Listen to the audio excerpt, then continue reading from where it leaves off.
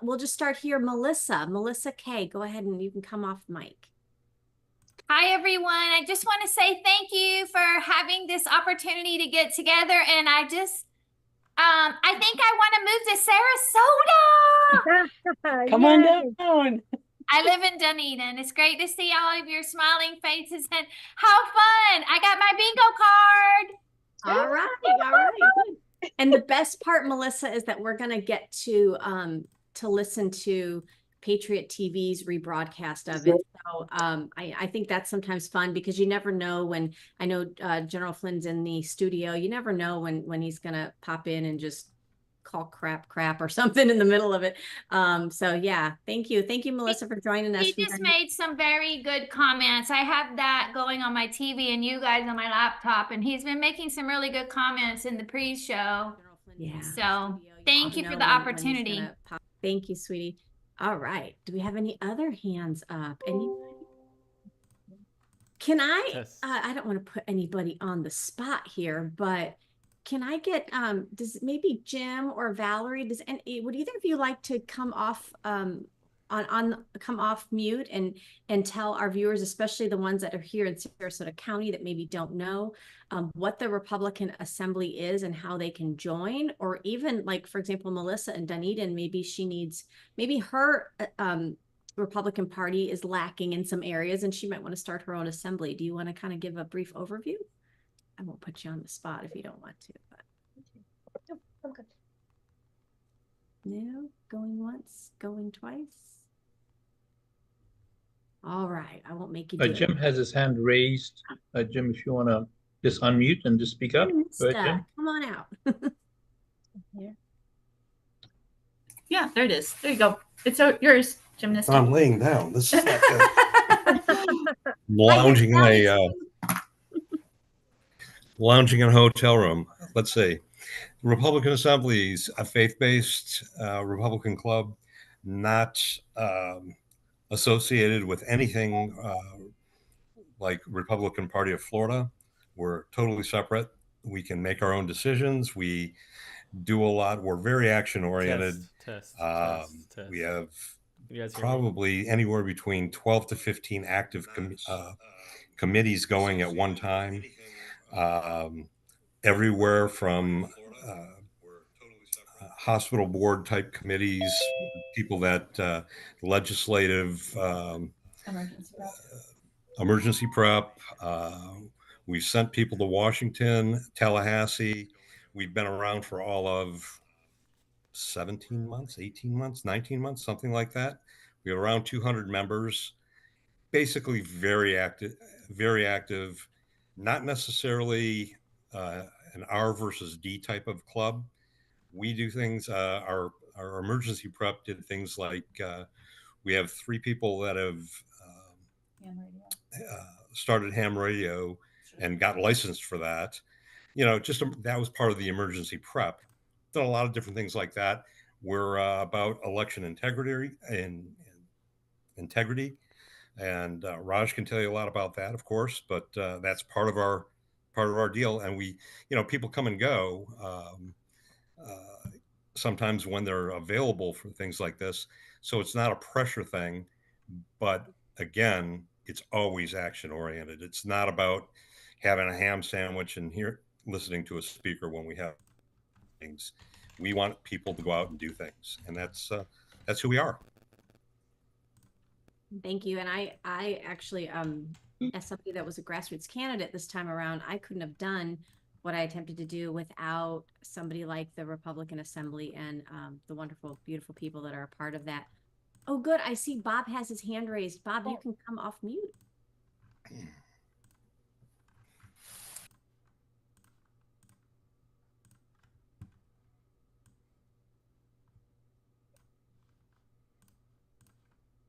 Oh, there we go. Okay, can you hear me? Yes, I can. Hi. Hi, yeah, my name is Bob. I'm in a little border town in Massachusetts, right along the Massachusetts-New Hampshire line. And I'm part of the Winchendon Republican Town Committee. And I just wanted to say I'm waiting for Cackles to start falling all over herself. It's going to be it's going to be an interesting debate. Um, oh, geez, what did I get muted again? Oh, okay. Um, yeah, it's going to be interesting just because, yeah, as far as I'm concerned, and I'm sure most Republicans all over the country feel the same way.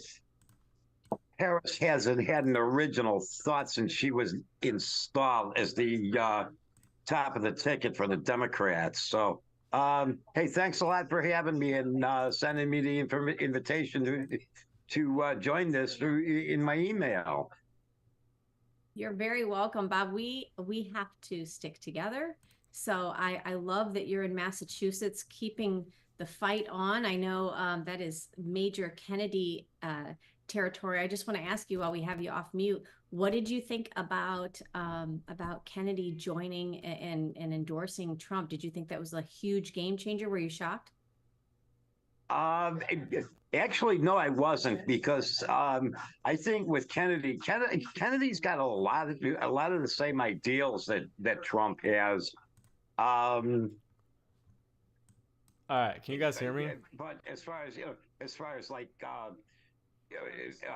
back in Trump, it surprised me, but it didn't because let's face it, Trying to go live on my own is stuff. a member of the most widely known Democrat families in the country.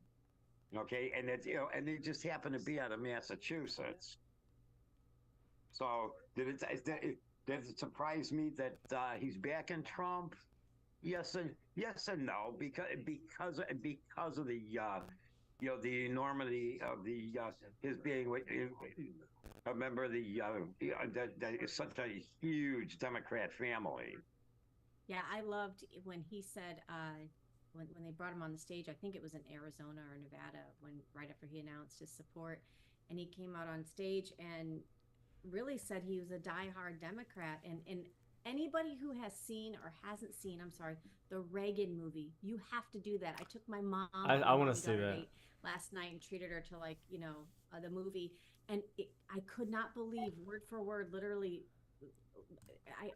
They made so many comments about the Democrats back then, and he said the Democrat Party, people don't leave the Democrat Party, the Democrat Party left people. And that's exactly what good. Kennedy said, and I love that because it just good. shows how far they've shifted. So Bob, thank you so much for joining us today. I just want to ask, I know we've got a few more minutes here. Raj, do you want to give a little bit of oh, it's raining here. Sorry. Do you want to let the viewers know a little bit about, I saw there's another link here, Conservative Watch USA, that also has signs that you posted. Plus, you are the executive director yourself, and Vic Miller, the executive directors of the Home Front. So you want to let them know a little bit about what we're doing on a little break here between season 1 and season 2, and let them know about Defend Florida? Just take the floor. Yeah, sure. Thank you. So welcome everybody. Thank you for being here. In the chat is the link to, if you want to send that to your friends, to where we're streaming live on YouTube. I'll put that in here again. It's in the chat there. Also, and I will answer Michelle's question here in a sec. If you want to react, especially when the debate's on, we just encourage you to do that. And you can do that here on their Zoom. You can click on the chat icon. You can see it right here. It's going to be at the bottom of your screen. It's going to be a little different on your phones if you're joining us on phone. And the react button is that little heart-shaped logo right there. You can use that as well. We have just completed season 1, almost 90 episodes. So the hard work of the whole team in getting that together. We'll be starting season 2 shortly. And a lot of the people that you see on the screen here, the panelists, are from the Homefront cast. Baby. So thank you guys for being here, and for just all of what contribution you made to make that show happen. We're now 45 days out from the election. It is highly likely that the perpetrators will continue what they have been doing through the primaries and the previous election and try to manipulate the election outcome. So it is essential, so essential that everyone that is watching the broadcast do everything they can to get their friends and neighbors to vote. It is unlikely that any county or state can alter their election procedure at the moment. The window for that is closed. So if you're using machines, you're going to be using machines. The opportunity to go switch to paper is no longer there with this short time frame. But what you can do is you can engage the 30 million Christians in this country that do not vote. We have about 90 million Christians in this country. Yeah, Christians 30 need to million start of them, voting, which is a man. big block, are not voting It's a for various huge reasons. part of the So please do everything Republican you can vote. to engage them. I'll put a link to a Not all website that you can get Christians are resources on conservative. how you can speak with your pastor, speak with your But I think it's priest, like 70% or something. and implore makes those sense. leaders to have their parishioners engage in the issues. They may be fed up with politics, I get knocked but it down, behooves but I those get up leaders again. and You're never Christians gonna to get me engage in down. human trafficking, now not just abortion, but performing I mean, a abortion is a permanent big issue gender too, though. surgery on minors, some without parental consent, their increase in fentanyl, the escalation of both the Ukraine and the Middle East conflict, so that they can bring more countries in, spend more money, more people die, Sorry, few guys. people get richer.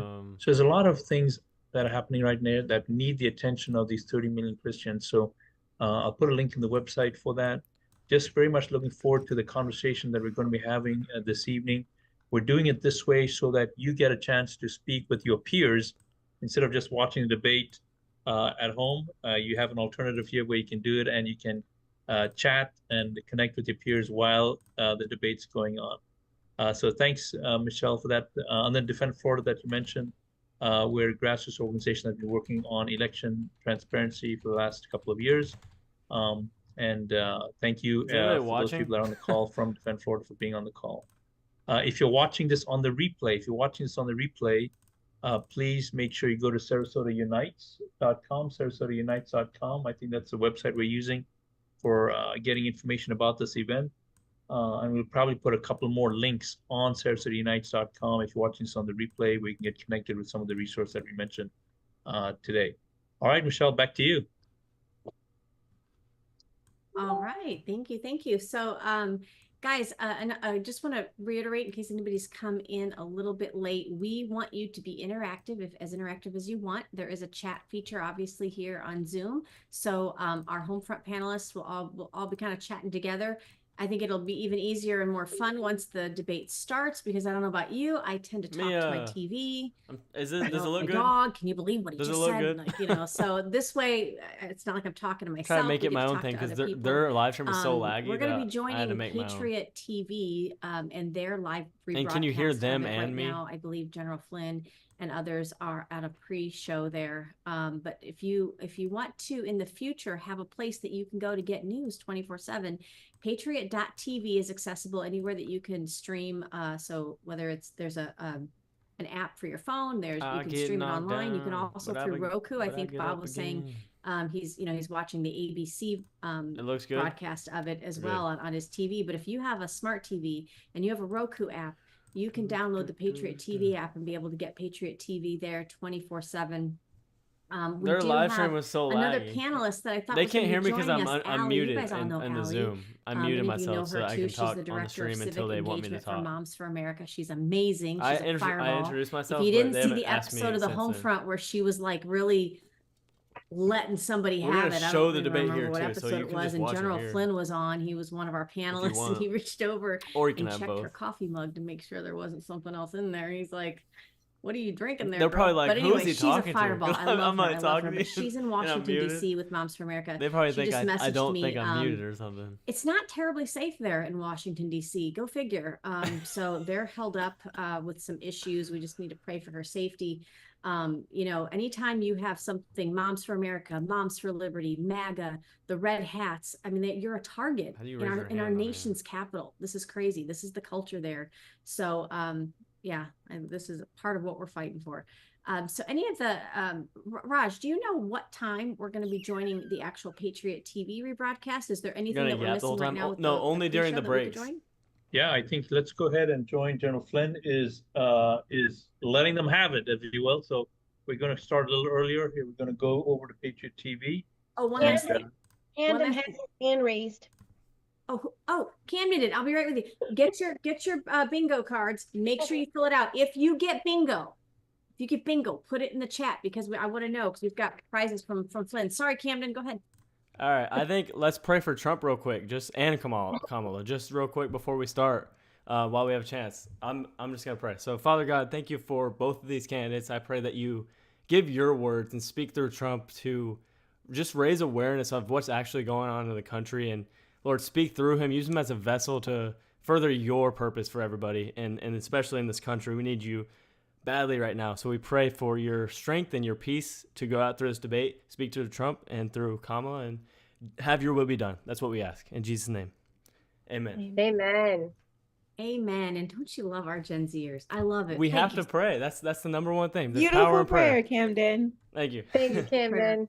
Out of the mouth of babes. There we go. That's awesome. Thank you. I was trying to rush, so I kind of messed up. So everyone clear on the rules of engagement on your bingo card? This is really important stuff here. Okay. Can't really mess up a prayer, Right, but stand by, and we'll I couldn't say the words right. General Flynn, stand by.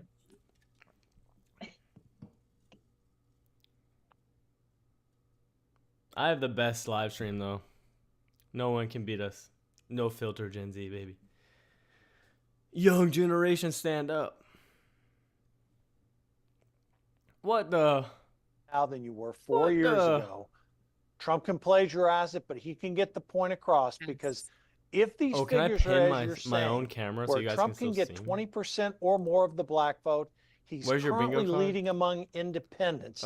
Both Republicans and Democrats are going 93, 94% for their respective candidates.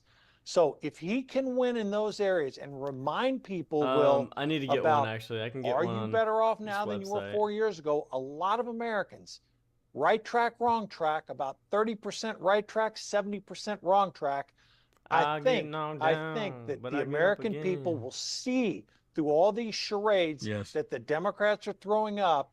And I think we can get Donald Trump back in the White House. Yep, I completely agree. So it looked like we're getting ready to start here in a couple of minutes with the debate. So Christy, she's going to drop off as well as General Flynn. And then we will come back after the debate, the post-debate, and we will have more discussion. We'll have a new panel with us. General Flynn, any last words you want to say? And Christy, before y'all drop out? Yeah, I just think, God bless this country. For the viewing audience, thank you so much for your support to Patriot.tv. I need to do it the other way around. We're a great network, we're a growing network, and please join our team. Awesome. Yeah, and my final word would just be only God can save us now. And I take that seriously. Everybody, we need to pray hard, pray for the debate tonight, and pray for justice and righteousness, the things that God loves, to prevail, that he would give us another pause with a Trump presidency, and that we would do best to honor that pause if he grants us that grace another time. So everybody pray and keep the faith. Yep. So we just gotta, I think we're about 60 seconds, maybe just a little bit more. Oh, we're about to start the debate. Minute 45. I know, 45, you need to see this and one then bigger, we're going to be going directly to the debate. It won't let me make it bigger. I think this is the turning point for our country. Oh, it really is. And there's a lot of people that's actually understanding how important this election is. There we go. That's good. Like I mentioned earlier, I've never seen this many people come out and support President Trump. And it's mainly because they're being affected by it directly. I used to say this. President Trump had to be moved out the way. This had to happen because people were happy. President Trump, the economy was great. People were happy. People were working. People, 401k was looking good. And they had all these complaints about President Trump. And it was like they complain because they were working. Everything was nice. Then they removed President Trump. Now people understand.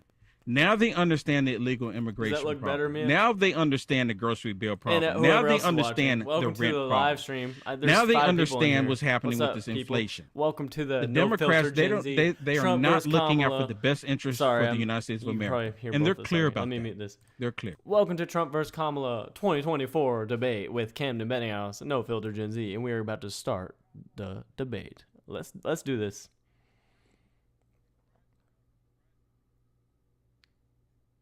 Whenever we're ready. I muted them. Oh, 15 seconds. Here we go. Woo! Show us. No, just show us now. I want to see it. Just show us. All right, let's go. Here we go. Debate time. Their first face-to-face meeting in this presidential election, their first face-to-face meeting ever. A historic race for president upended just weeks ago. President Biden withdrawing after his last debate. Donald Trump now up against a new opponent. The candidates separated by the smallest of margins, essentially tied in the polls nationally and in the key battlegrounds, including right here in Pennsylvania, all still very much in play. The ABC News presidential debate starts right now. This is an ABC News special. The most consequential moment of this campaign. Kamala Harris. Together, we will chart a new way forward. Donald Trump. We will soon be a great nation again. Face to face. Historic. Here we go, baby. The ABC News presidential debate. Sneak. Here now, David Muir and Lindsay Davis. Good evening, I'm David Muir, and thank you for joining us for tonight's ABC News presidential debate. We want to welcome viewers watching on ABC and around the world tonight.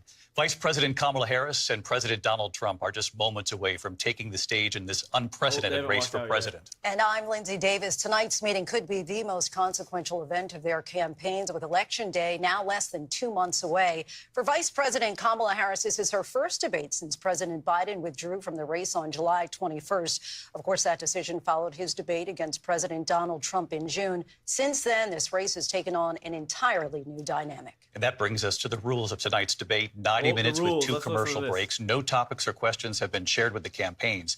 The candidates will have 2 minutes to answer questions, and this is the clock. That's what they'll be seeing. 2 minutes for rebuttals and 1 minute for follow-ups, clarifications, or responses. Their microphones will only be turned on when it's their turn to speak. No pre-written notes allowed.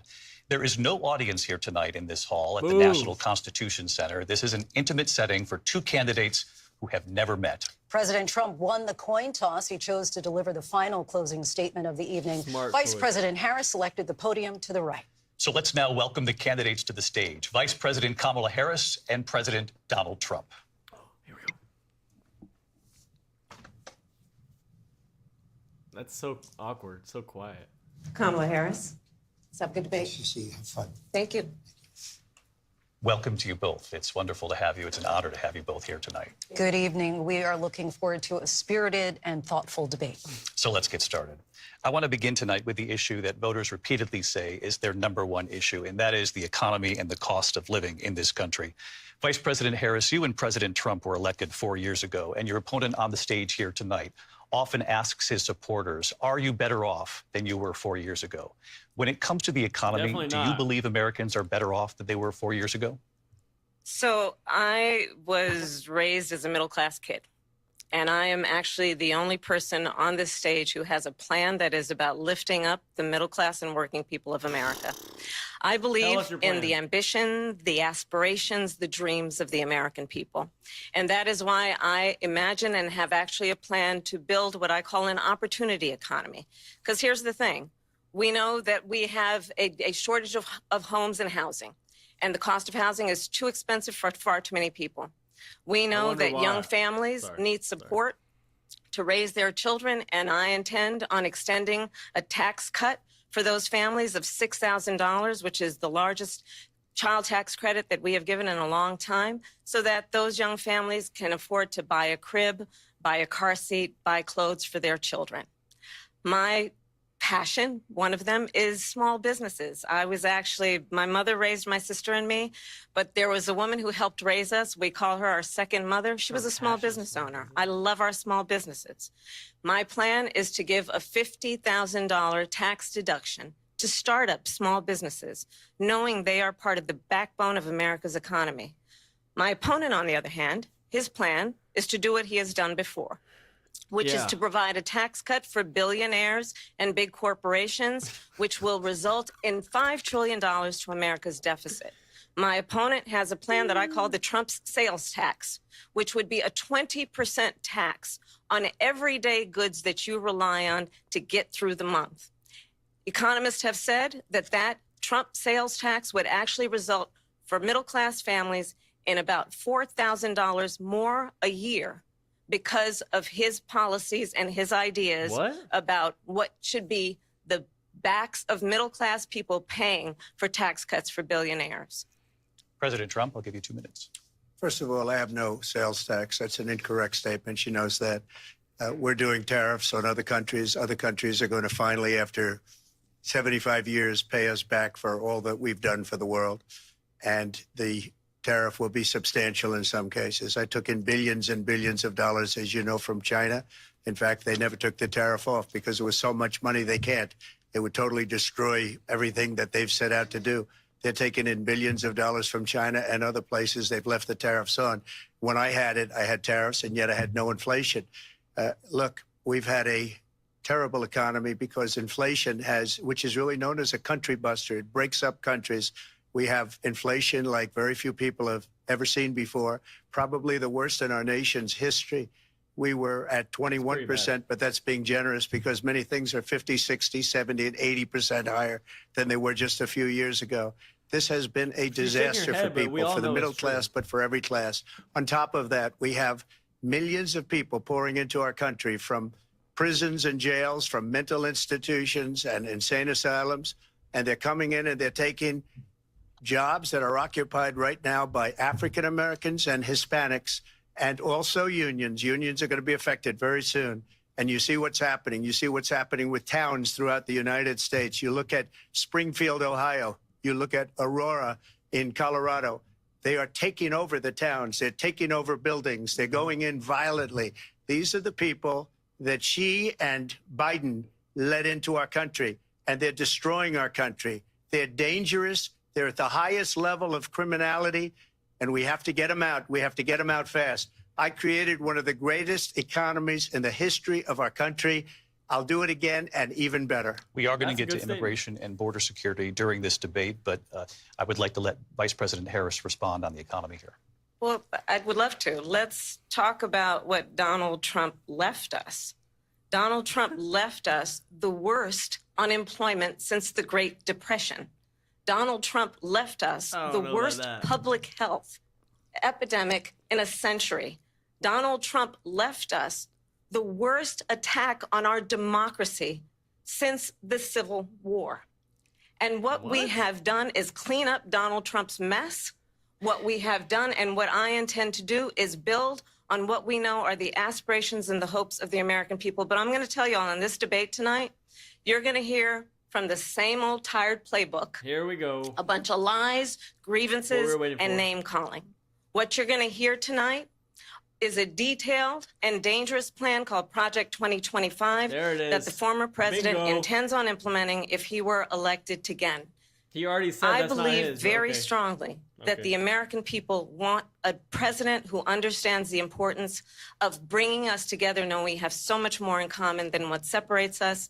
And I pledge to you to be a president for all Americans. President Trump, will give you a minute here to respond. Number one, I have nothing to do, as you know, and as she knows better than anyone, I have nothing to do with Project 2025. There you go. That's out there. I haven't read it. I don't want to read it purposely. I'm not going to read it. This was a group of people that got together. They came up with some ideas, I guess some good, some bad, but it makes no difference. I have nothing to do. Everybody knows I'm an open book. Everybody knows what I'm going to do. Cut taxes very substantially and create a great economy like I did before. We had the greatest economy. We got hit with a pandemic. And the pandemic was not since 1917, where 100 million people died, has there been anything like it. We did a phenomenal job with the pandemic. We handed them over a country where the economy and where the stock market was higher than it was before the pandemic came in. Nobody's ever seen anything like it. We made ventilators for the entire world. We got gowns, we got masks, we did things that nobody thought possible. And people give me credit for rebuilding the military. They give me credit for a lot of things, but not enough credit for the great job we did with the pandemic. But the only jobs they got were bounce back jobs. These were jobs bounced back, and it bounced back and it went to their benefit. But I was the one that created them. They know it, and so does everybody else. Vice President Harris, I'll let you respond. So Donald Trump has no plan for you. And when you look at his economic plan, it's all about tax breaks for the richest people. What are you talking I am about, offering bro? what I describe as an opportunity economy. And the best economists in our country, if not the world, have reviewed our relative plans for the future What's of your America. plan, though? What's your plan? What Goldman Sachs has said is that Donald Trump's plan would make the economy worse. Mine would strengthen the economy. Okay. What the Wharton School has said is Donald Trump's plan would actually explode the deficit. 16 Nobel laureates have described his economic plan as something that would increase inflation and by the middle of next year would invite a recession. You just have to look at where we are and where we stand on the issues. And I'd invite you to know that Donald Trump actually has no plan for you because he is more interested in defending himself than he is in looking out for you. It's just a soundbite. I gave her that to say. Look, I went to the Wharton School of Finance, and many of those professors, the top professors, think my plan is a brilliant plan. It's a great plan. It's a plan that's going to bring up our worth, our value as a country. It's going to make people want to be able to go and work and create jobs and create a lot of good, solid money for our country. And just to finish off, she doesn't have a plan. She copied Biden's plan, and it's like 4 sentences, like run, spot, run. 4 sentences that are just, oh, we'll try and lower taxes. She doesn't have a plan. Take a look at her plan. She doesn't have a plan. Mr. President, I do want to drill down on something you both brought up. The Vice President brought up your tariffs. You responded, and let's drill down on this because your plan is what she calls is essentially a national sales tax. Your proposal calls for tariffs, as you pointed out here, on foreign imports across the board. You recently said that you might double your plan, imposing tariffs up to 20% on goods coming into this country. As you know, many economists say that with tariffs at that level, costs are then passed on to the consumer. Vice President Harris has argued it'll mean higher prices on gas, food, clothing, medication. Look at the prices arguing we have it costs right now. the typical family nearly $4,000 Look at the prices we have right now. Do you believe Americans can Whose fault afford is that? higher prices because of tariffs? They're not going to have higher prices. What's going to have and who's going to have higher prices is China and all of the countries that have been ripping us off for years. Thank you, I man. charge, I was the only president ever. China was paying us hundreds of billions of dollars, and so were other countries. And, you know, if she doesn't like them, they should have gone out and they should have immediately cut the tariffs. But those tariffs are there 3.5 years now under their administration. We are going to take in billions of dollars, hundreds of billions of dollars. I had no inflation, virtually no inflation. They had the highest inflation perhaps in the history of our country look at because gas I've never prices seen a then worse and now. period of time. People can't go out and buy cereal or bacon or eggs or anything gas. else. The housing. people of our country are absolutely dying with what they've done. They've destroyed the economy. And all you have to do is look at a poll. The polls say 80 and 85 and even 90% that the Trump economy was great, that their economy was terrible. Vice President Harris, I do want to ask for your response. And you heard what the president said there, because the Biden administration did keep a number of the Trump tariffs in place. So how do you respond? Well, let's be clear that the Trump administration resulted in a trade deficit, one of the highest we've ever seen in the history of America. He invited trade wars. You want to talk about his deal with China? What he ended up doing is under Donald Trump's presidency, he ended up selling American chips to China to help them improve and modernize their military, basically sold us out, when a policy about China should be in making sure the United States of America wins the competition for the 21st century, which means focusing on the details of what that requires, focusing on relationships with our allies, focusing on investing in American-based technology so that we win the race on AI, on quantum computing, focusing on what we need to do to support America's workforce so that we don't end up having on the short end of the stick in terms of workers' rights. But what Donald Trump did, let's talk about this, with COVID, is he actually thanked President Xi for what he did during COVID. Look at his tweet.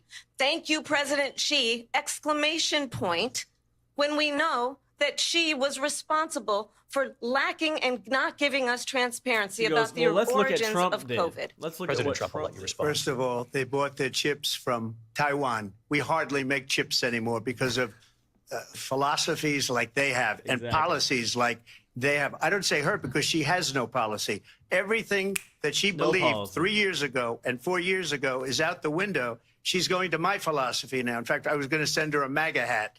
She's gone to my philosophy. But if she ever got elected, she'd change it. That's and funny. it will be the end of our country. She's a Marxist. Yeah, Everybody Roseway, knows she just she's a complains. Marxist. Her father's a Marxist professor in economics, and he taught her well. But when you look at what she's done to our country, and when you look at these millions She's and getting millions of people that are upset. pouring into our country monthly, where it's, I believe, 21 million people, not the 15 that people say, and I think it's a lot higher than the 21. That's bigger than New York State pouring in. And just look at what they're doing to our country. They're criminals. Many of these people coming in are criminals. And that's bad for our economy, too. You know, you mentioned before, we'll talk about immigration later. Well, bad immigration is the worst thing that can happen to our economy. They have, and she has, destroyed our country with policy that's insane. Almost policy that you'd say they have to hate our country. President Trump. Seems like it. I want to turn to the issue of abortion. President Trump, you've here often we go. touted that you were able to kill Roe v. Wade. Last year, you said that you were proud to be the most pro-life president in American history. Yes, Then sir. last month, you said that your administration would be great for women and their reproductive rights. In your home state of Florida, you surprised many with regard to your 6-week abortion ban because you initially had said that it was too short. And you said, quote, I'm going to be voting that we need more than 6 weeks. But then Ask the a very next question. day, you reversed course and said you would vote to support the 6-week ban. Vice President Harris says that women shouldn't trust you on the issue of abortion because you've changed your position so many times. Therefore, why should they trust you? Well, the reason I'm doing that vote is because the plan is, as you know, the vote is, they have abortion in the 9th month. They even have, and you can look at the governor of West Virginia, the previous governor of West Virginia, not the current governor, who's doing an excellent job, but the governor before, he said the baby will be born and we will decide what to do with the baby. In other words, we'll execute the baby. And that's why I did that, because that predominates, because they're radical. The Democrats are radical in that. And her vice presidential radical in pick, every which way. I think was a horrible pick, by the way, for our country, because he is really out of it. But her vice presidential pick says abortion in the 9th month is absolutely fine. He also says execution after birth. It's execution, no longer abortion, because the baby is born, is okay. And that's not okay with me, hence the vote. But what I did is something for 52 years. They've been trying to get Roe v. Wade into the states. And through the genius and heart and strength of 6 Supreme Court justices, we were able to do that. Now, I believe in the exceptions for rape, incest, and life of the mother. I believe strongly in it. Ronald Reagan did also. 85% of Republicans do. Exceptions. Very important. But we were able to get it, and now states are voting on it. And for the first time, Roe v. Wade you're made going the to power see, go to look, the this is states. an issue that's torn our country apart for 52 years. Every legal scholar, every Democrat, every Republican, liberal, conservative, they all wanted this issue to be brought back to the states where the people could vote. And that's what happened. Now, Ohio, the vote was somewhat liberal. Kansas, the vote was somewhat liberal, much more liberal than people would have thought. But each individual state is voting. It's the vote of the people now. It's not tied up in the federal government. Yeah, exactly. I did a great service in doing it. It took courage to do it. And the Supreme Court had great courage in doing it. And I give tremendous credit to those 6 justices. There is no state in this country where it is legal to kill a baby after it's born. Madam Vice President, I want to get your response to President Trump. Well, as I said, you're going to hear a bunch of lies, and that's not actually a surprising fact. Let's understand how we got The former here. governor said that. Donald Trump hand-selected to ask 3 questions, members of the not United States Supreme make Court comments with the on the intention statements. that they would undo the Liberal protections of Roe v. ABC. Wade. And they did exactly as he intended. And now in over 20 states, there are Trump abortion bans, which make it criminal What do you mean Trump for abortion a bans? doctor It's or up to the nurse to states. provide health care. In one state, it provides prison for life. Trump abortion bans that make no exception even for rape and incest. He just which said- understand he what just that said means. 3 exceptions. A What are you talking survivor about? of a crime of violation to their body does not have the right to make a decision about what happens to their body next. That is immoral. And one does But not it's not have to immoral to abandon kill a baby. their Okay. faith Okay. or deeply held beliefs to agree. The government and Donald Trump certainly should not be telling a woman what to do with her It's body. not her body, I have though. It's talked the- with women it's not their own around body. our Come on. country. You want to talk about this is what people wanted? Pregnant women who want to carry a pregnancy to term, suffering from a miscarriage, being denied care in an emergency room because the healthcare providers are afraid they might go to jail, and not she's even bleeding true. out in a car in the parking lot. She didn't want that. Her husband didn't want that.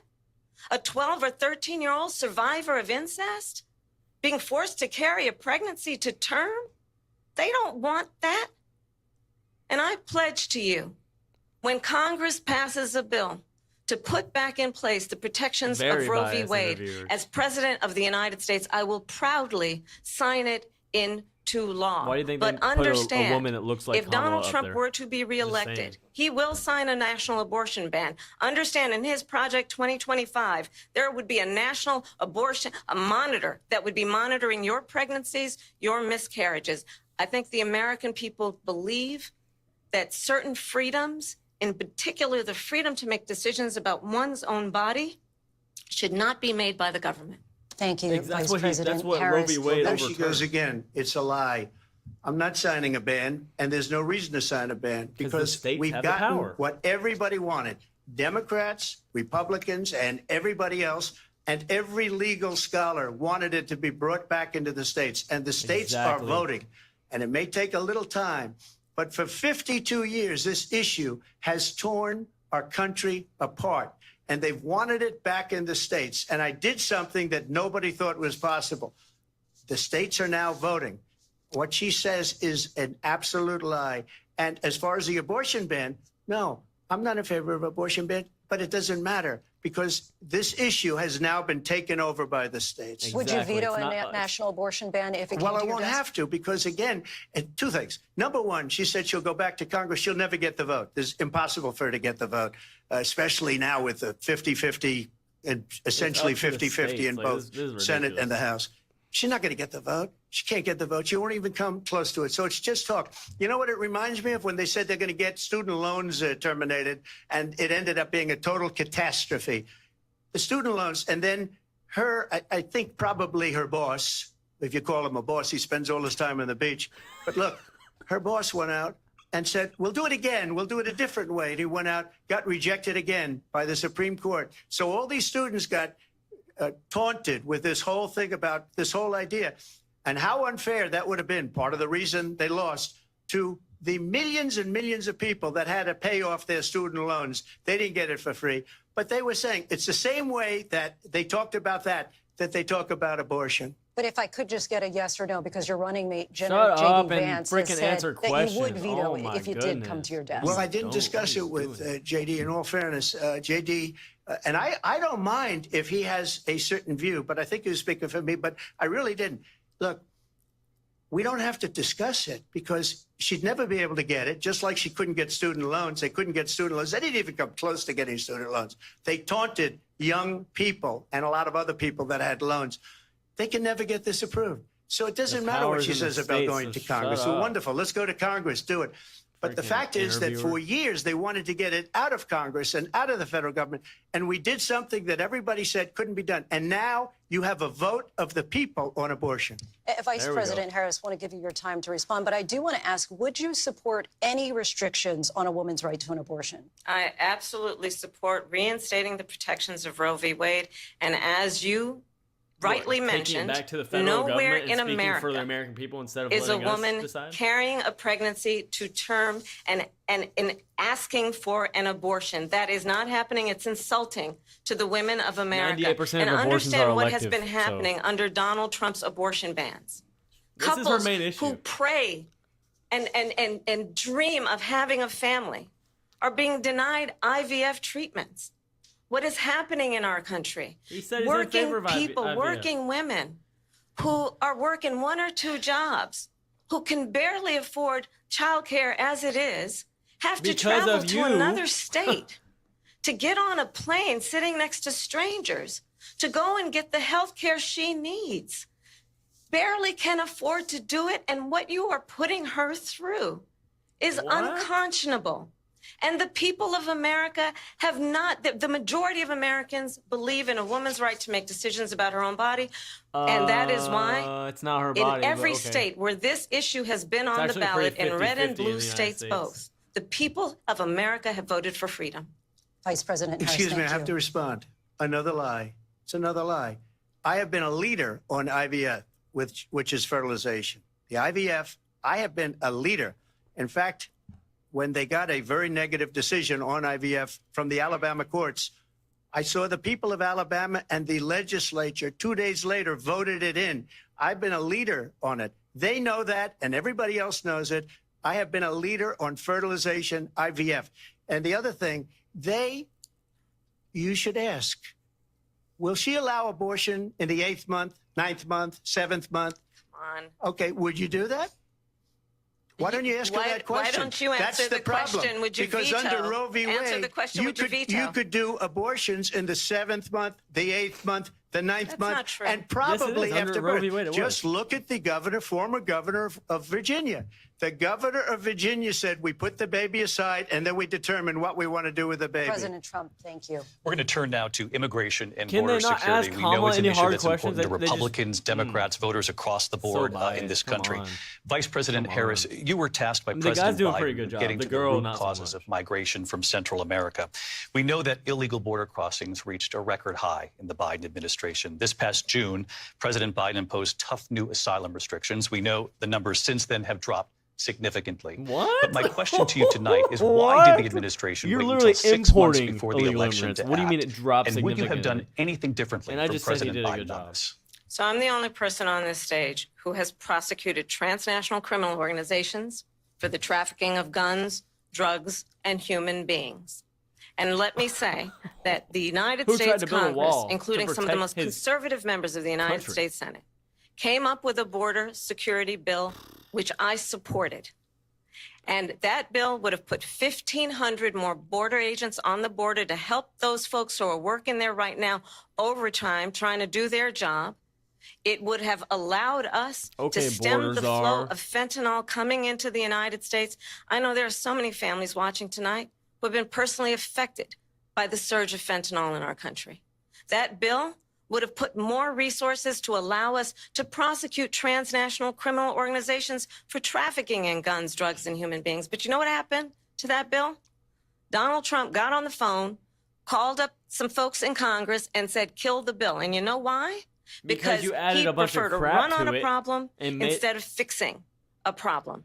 And understand, this comes at a time where the people of our country actually need a leader who engages in solutions, who actually addresses the problems at hand. But what we have in the Exactly. That's why we former need president Trump. is someone who would prefer to run on a problem instead of fixing a problem. And I'll tell you something, he's going to talk about immigration a Sounds lot like she's tonight, talking even about when it's not the herself, subject but, that is I being mean- raised. And I'm going to actually do something really unusual, and I'm going to invite you to attend one of Donald Trump's rallies, because it's a really interesting thing to watch. You will see Yeah, during the baby. course of his rallies, he talks about fictional characters like Hannibal Lecter. He will talk about windmills cause cancer. And what you will also notice is that people start leaving his rallies early out of exhaustion and boredom. Okay. And I will tell you, the okay. one thing you will not hear him talk about is you. You will not hear him talk about your I know, they needs, won't ask your her dreams, any hard and questions, your, but they and ask your Trump all the desires. hard questions. Like, And how, I'll tell you, how I much more believe bias can you you get? deserve a president who actually puts you first, and I pledge to you that I will. Vice Least President Harris, America thank you. first President Trump, on candidate that I've point, I ever want to get seen. your Well, response. Well, I would like to respond. Let me just ask, though, Yeah, why let did him you try to respond. kill that bill, and successfully so? That would have put thousands of additional agents and officers on the border. First, let me respond as to the Please. rallies. She said people start leaving. People don't go to her rallies. There's no reason to go. And the people that do go, she's That's true. bussing them in and paying them to be there. That's true. And then showing them in a different light. So she can't talk about that. People don't leave my rallies. Look We how have many the people biggest go to Trump's rallies, the most rallies. I incredible mean, come rallies on. in the history of politics. That's because people want to take their country back. The guy Our got shot, country and is being people still lost. go. We're a failing nation. And it happened 3.5 years ago. And what's going on here, you're going to end up in World War III, just to go into another subject. Yeah. what they have done to our country by allowing these millions and millions of people to come into our country, and look at what's happening to the towns all over the United States. And a lot of towns don't want to talk. It's not going to be Aurora or Springfield. A lot of towns don't want to talk about it because they're so embarrassed by it. In Springfield, they're eating the dogs, the people that came in. They're eating the cats. She's they're laughing, but there's actual videos of this the happening because of illegal immigrants. The people that's that not a live joke. there. And this is what's There's actual happening videos in of our this. country. And it's a shame. As far as rallies are concerned, as far as the reason they go is they like what I say. They want to bring our country back. Yeah, they want to baby. make America great again. It's a very simple phrase, make America great again.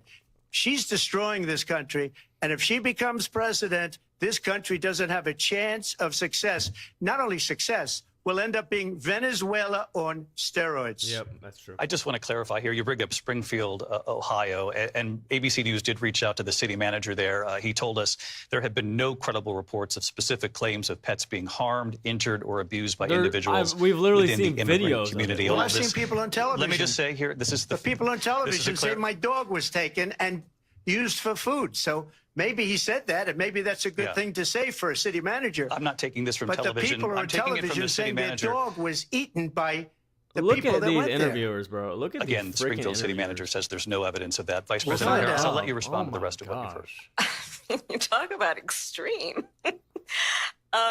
You know, this is, This is I the think, one worst of the interviewers reasons I've why ever seen in in my this life. election, Put me up I there. Come actually on. have the endorsement of 200 Republicans who have formerly worked with President Bush, Mitt Romney, and John McCain, including the endorsement of former Vice President Dick Cheney and Congress member Liz Cheney.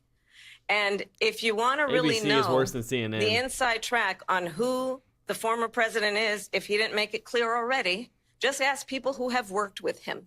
His former chief of staff, a four-star general, has said he has contempt for the Constitution of the United States. Okay. His former national security advisor has said he is dangerous and unfit. His former Secretary of Defense has said the nation, the republic, would never survive another Trump term. They're so biased. This And is when we ridiculous. listen Come to on. this kind of rhetoric, when the issues that affect the American people are not being addressed, I think the choice is clear in this election. It is President clear. Trump, I'll give you a quick minute to respond Yeah. here. Thank you. Because when I hear that, see, I'm a different kind of a person. I fired most of those people. Not so graciously. They did bad things or a bad job. I fired them. They never fired one person. You're They didn't fired. fire anybody having to do with Afghanistan and the Taliban and the 13 people who's were just killed, viciously and violently killed. And I got to know the parents and the family. They didn't fire. They should have fired all those generals, all those top people, because that was one of the most incompetently handled situations anybody has ever seen. So when somebody does a bad job, I fire him. And you take a guy like Esper, he was no good, I fired him, so he writes a book. Another one writes a book, because with me, they can write books. With nobody else can they? But they have done such a poor job, and they never fire anybody. Look at the economy. Look at the inflation. They didn't fire any of their economists. They have the same people. That's a good way point. not That's a to good have point. books written about you. But just to finish, I got more votes than any Republican in history by far. In fact, I got more votes than any president, sitting president in history by far. Let me continue on immigration. It was what you wanted to talk about earlier, so let's get back to your deportation proposal that the vice president has reacted to as well. President Trump, you call this the largest domestic deportation operation in the history of our country. You say you would use the National Guard. You say if things get out of control, you'd have no problem using the U.S. With local military. police, yes. You also said you would use local police. How would you deport 11 million undocumented immigrants? I know you believe that number is much higher. Take us through this. What does this look like? Will authorities be going door to door in this country? Exactly, Josue. That's what they're doing. It's much ridiculous. higher because of them.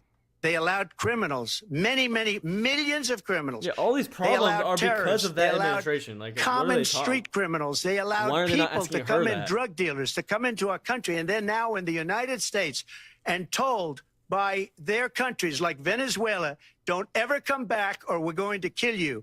Do you know that crime in Venezuela and crime in countries all over the world is way down? You know why? Because they're in they've the taken US. their criminals off the street and they've given them to her Bingo. to put into our country. And this will be To one of the vote illegally. greatest mistakes in history for them to allow. And I think they probably did it because they think they're going to get votes, but it's not worth it because they're destroying the fabric of our country by what they've done. There's never been anything done like this at all. They've destroyed the fabric of our country. Millions of people let in, and all over the world, crime is down all over the world except here. Crime here is up and through the roof. Despite their fraudulent statements that they made, crime in this country is through the roof. And we have a new form of crime. It's called migrant crime. And it's happening at levels that nobody thought possible. President Trump, as you know, the FBI says overall violent crime is actually coming down in this country. But Vice Excuse me, President the Harris, FBI they were defrauding statements. They didn't include the worst cities.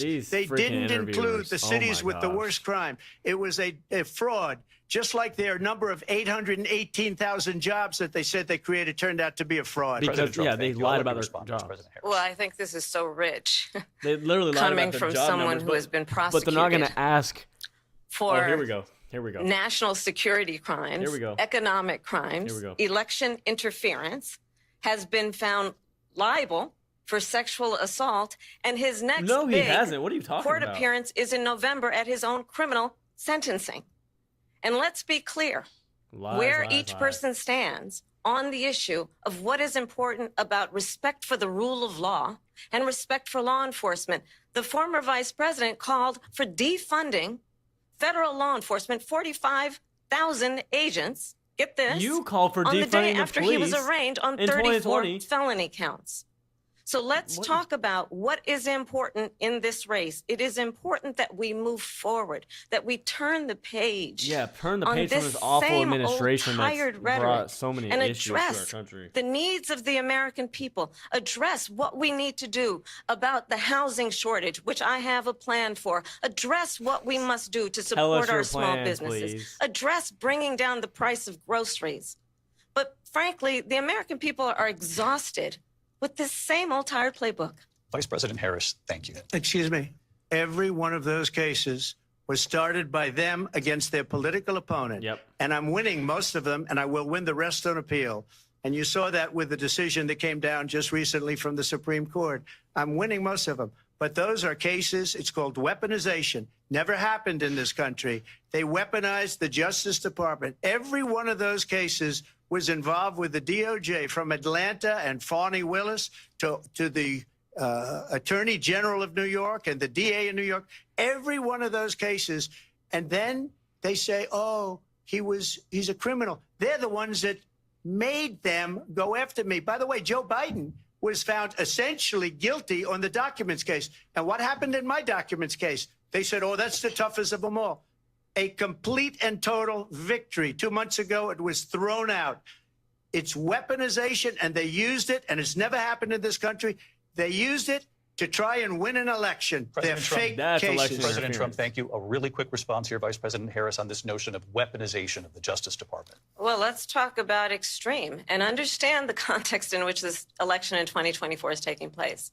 The United States Supreme Court recently ruled that the former president would essentially be immune from any misconduct if he were to enter the White House again. What? Understand, this is someone who has openly said he would terminate, I'm quoting, terminate the Constitution of the United States, that he would weaponize the Department of Justice against his political enemies. I don't think I've heard someone one who has plan from her. openly expressed disdain for members of our military. Understand what it would mean if Donald Trump were back in the White House with no guardrails, because certainly we know now the court won't stop him. We know J.D. Vance is not going to stop him.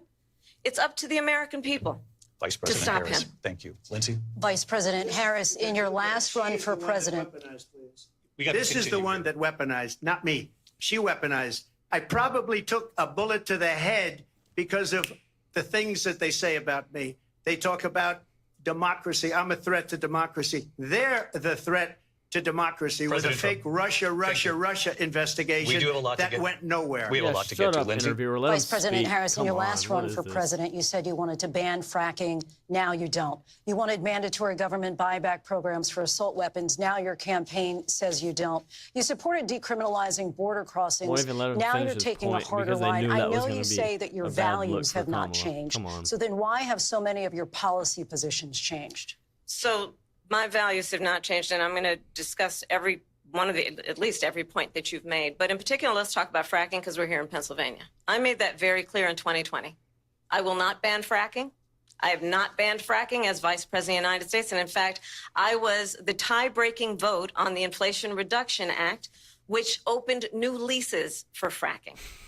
My position is that we have got to invest in diverse sources of energy so we reduce our reliance on foreign oil. We have had the largest increase in domestic oil production in history because of an approach that recognizes that we cannot over-rely on foreign oil. As it relates to my values, let me tell you, I grew up a middle-class kid raised by a hardworking mother who worked and saved and was able to buy our first home when I was a teenager. The values I bring to the importance of home ownership, knowing not everybody got handed $400 million on a silver platter and then filed bankruptcy 6 times, is a value that I bring to my work to say we are going to work with the private sector and home builders to increase 3 million homes, increase by 3 million homes by the end of my first term. My work that is related to having a friend when I was in high school who was sexually assaulted by her stepfather. And my focus then on protecting women and children from violent crime is based on a value that is deeply grounded in the importance of standing up for those who are most vulnerable. My work that is about protecting Social Security and Medicare is based on long-standing work that I have done, protecting seniors from scams. My values have not changed. And what is important is that there is a president who actually brings values and a perspective that is about lifting people up. Give us and any not policy, beating please. I people haven't heard one down thing. and name calling. The true measure of the leader is the leader who actually understands the strength is not in beating people down, it's in lifting people up. I intend to be that president.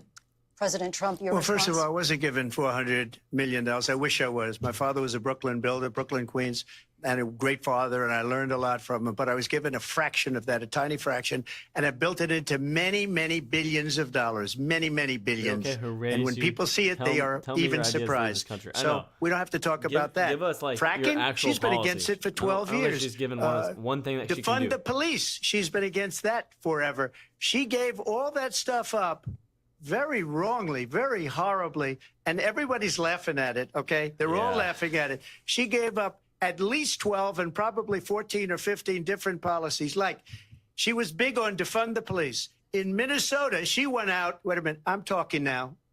I'm you speaking. don't mind, please. I'm speaking. Does that sound familiar? She went out.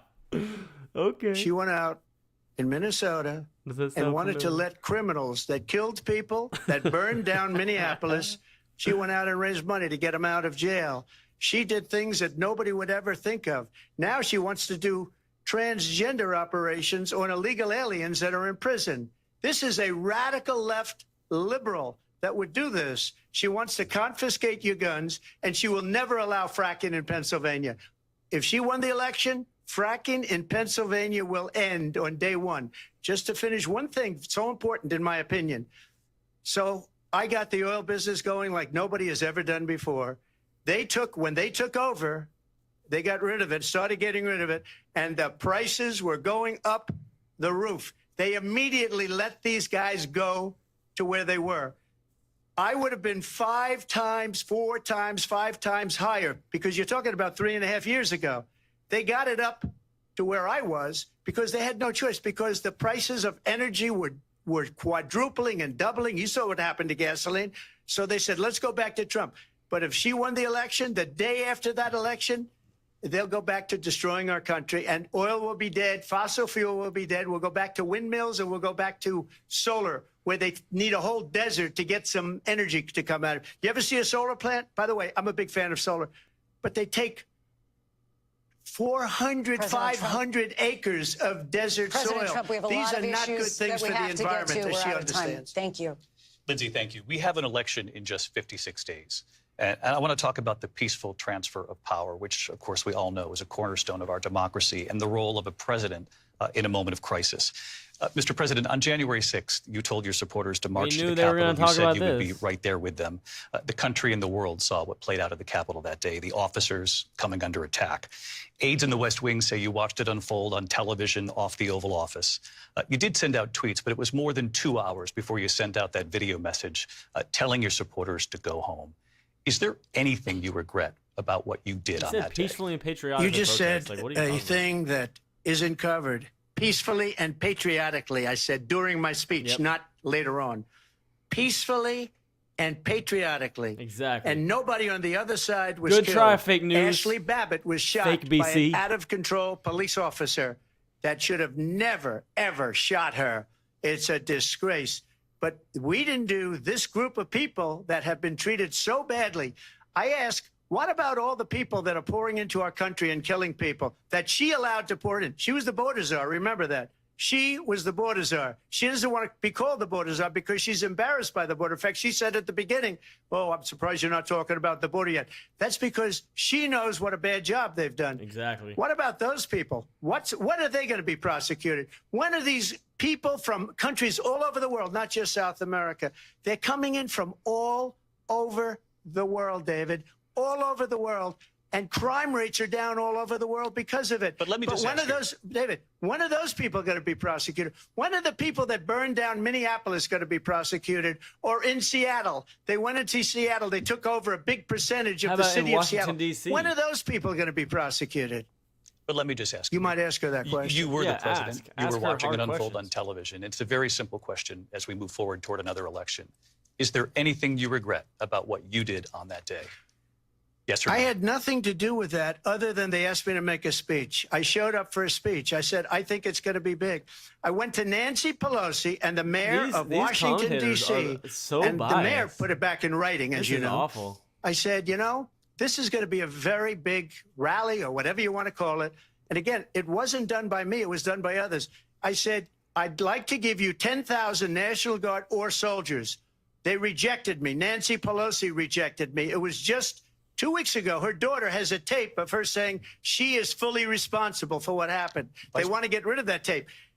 It would have never happened if Nancy Pelosi and the mayor of Washington did their jobs. I wasn't responsible for security. Nancy Pelosi was responsible. She didn't do her job. The question was about you as president, not about former Speaker Pelosi. But I do want Vice President Harris to respond here. Shut up. I was at the Capitol on January 6th. Both of them. I was the BC, vice babies. president-elect. I was also an acting senator. I was there.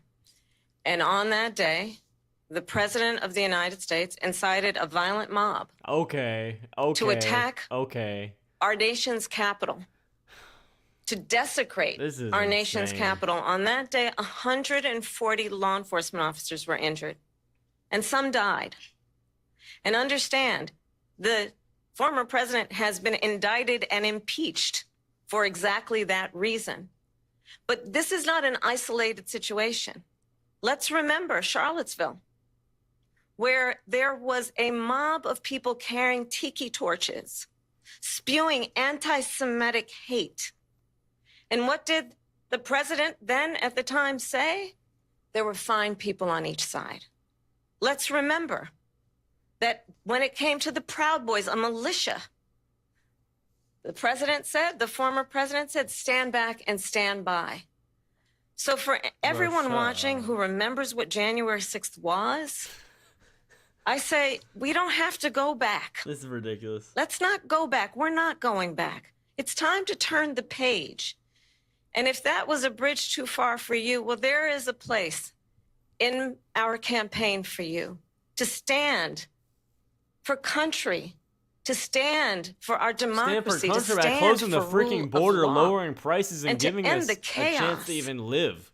And to end the approach that is about attacking the foundations of our democracy because you don't like the outcome. They don't interrupt and be her clear on that point. They let her finish every Donald point. Trump, the candidate, Not him, though. has said in this election there will be a bloodbath.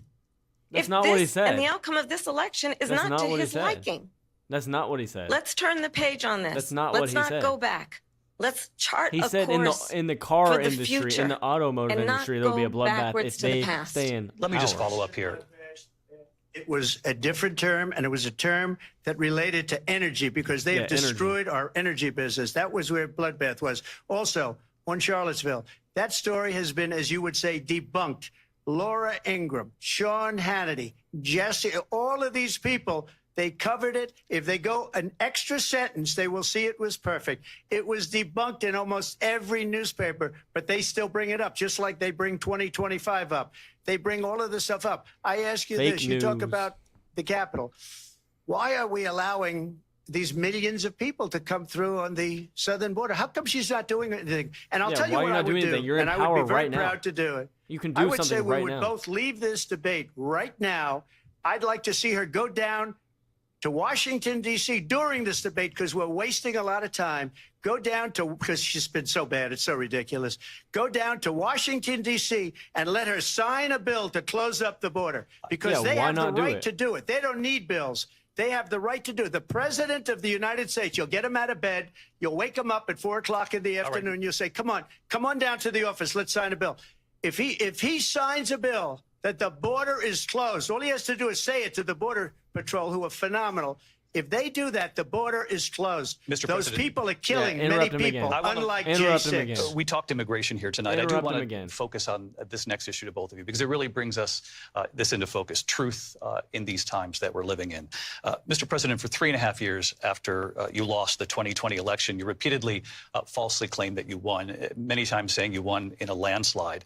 In the past couple of weeks leading up to this debate, you have said, quote, you lost by a whisker, that you, quote, didn't quite make it, that you came up a little bit short. I said that? Are you now acknowledging that you lost in 2020? No, I don't acknowledge that at all. But I you said did that say sarcastically. You know that. It was said, oh, we lost by a whisker. That was said sarcastically. Yeah, stupid fake BC. There's so much proof. Gay All you have BC, to do is freaking look fake at news it. media. And they should What have is sent this? it back to What the are these legislatures questions? for approval. I'm about to I turn got it almost off. 75 million votes, the most votes any sitting president has ever I'm about to gotten. I was turn this told if I off. got 63, which was what I got in 2016, you can't be beaten. The election, people should never be thinking about an election as fraudulent. We need two things. We need walls. And we have to have it. We have to have borders, and we have to have good elections. Our elections are bad. And a lot of these illegal immigrants coming in, they're trying to get them to vote. They can't even speak English. They That's don't why even they know what let them country they're in. in practically. And these people are trying to get them to vote. And that's why they're allowing them to come into our country. I did watch all of these pieces of video. I didn't detect the sarcasm. Lost by a whisker. We didn't quite make it. Shut up. And we should just point out here as You are an clarification, and you know interviewer. this, you and your allies, 60 cases in front of many judges, many of them No Republican. judge looked at it. And said They there was said no we didn't have widespread fraud. standing. That's the other thing. They said we didn't have standing. A You're an technicality. interviewer. What are you Can you doing? imagine a system where a person in an election doesn't have standing? The president of the United States doesn't have standing. That's how we lost. If you look at the facts, and I'd love to have you'll do a special on it. I'll show you Georgia, and I'll show you Wisconsin, and I'll show you Pennsylvania, and I'll show you. We have so many facts and statistics, but you know what? That doesn't matter because we have to solve the problem that we have right now. That's old news. And the problem that we have right now is we have a nation in decline, and they have put it into decline. We have a nation that is dying, David. Mr. President, thank you. Vice President Harris, you Horrible heard the president commentators. there tonight. He said he didn't say that he lost by a whisker. So he still believes he did not lose the election that was won by President Biden and yourself. Shut but I up, do want to bro. ask you about What are you something doing? that's come up in the last couple Ask of a days. This was question. post from We're not President Trump We're not here to about listen this to you. upcoming election We're here to listen just to them. weeks away. He said, speak when I about their win, policy. those What are you people who doing? cheated, and then he lists donors, voters, election officials. What are you He says doing? will be prosecuted to the fullest extent of the law, which will include long-term He's prison even worse than the sentences. girl. One of your campaign's top lawyers responded saying, we won't let Donald Trump intimidate us. We won't let him suppress the vote. Is that what you believe he's trying to do here? What was that Donald question? Trump was fired by 81 million people. So let's be clear about that. And clearly he is having a very difficult time processing that. But we cannot afford to have a president of the United States who attempts, as he did in the past, to upend the will of the voters in a free and fair election. And I'm going to tell you that I have traveled the world as Vice President of the United States, and world leaders are laughing at Donald Trump. They're laughing at I our have government talked with right now because military we are leaders, weak. some of whom worked with you. Our military and they is say weak. you're a Our borders disgrace. open. And when you then talk in this way in a presidential debate and deny what over and over again are court cases you have lost because you did, in fact, lose that election, it leads one to believe that perhaps we do not have in the candidate to my right the temperament We've heard this before. Ability to not be confused. We've heard that before. About fact. Temperament of Donald That's Trump. deeply troubling, and the American people deserve better. I'll give you 1 minute to respond, Mr. President. Let me just say about world leaders. Viktor Orban, one of the most respected men, they call him a strong man. He's a tough person, smart. Prime Minister of Hungary.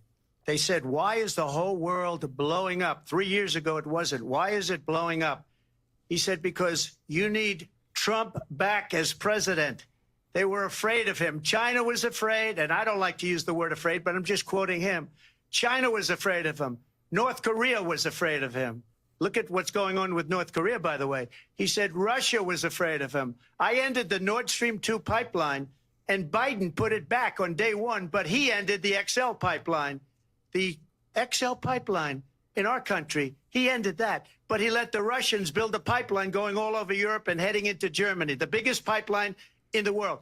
Look, Viktor Orban said it. He said the most respected, most feared person is Donald Trump. We had no problems when Trump was president. But when this weak, pathetic man that you saw at a debate just a few months ago, that if he weren't in that debate, he'd be running instead of her. She got no votes. He got 14 million votes. What you did, you talk about a threat to democracy. He got 14 million votes, and they threw him out of office. And you know what? I'll give you a little secret. He hates her. He can't stand her. But he got 14 million votes. They threw him out. She got 0 votes. And when she ran, she was the first one to leave because she failed. And now she's running. I don't understand it, but I'm okay with it because your time is up. I think we're going to do very well. We've got a lot more to get to. Turning now to the Israel-Hamas war and the hostages who are still being held, Americans among them. Vice President Harris, in December, you said, quote, Israel has a right to defend itself, but you added, quote, it matters how, saying international humanitarian law must be respected. Israel must do more to protect innocent civilians. You said that 9 months ago. Now an estimated 40,000 Palestinians are dead. Nearly 100 hostages remain. Just last week, Prime Minister Benjamin Netanyahu said there's not a deal in the making. President Biden has not been able to break through the stalemate. How would you do it? Well, let's understand how we got here. On October 7, Hamas, a terrorist organization, slaughtered 1,200 Israelis.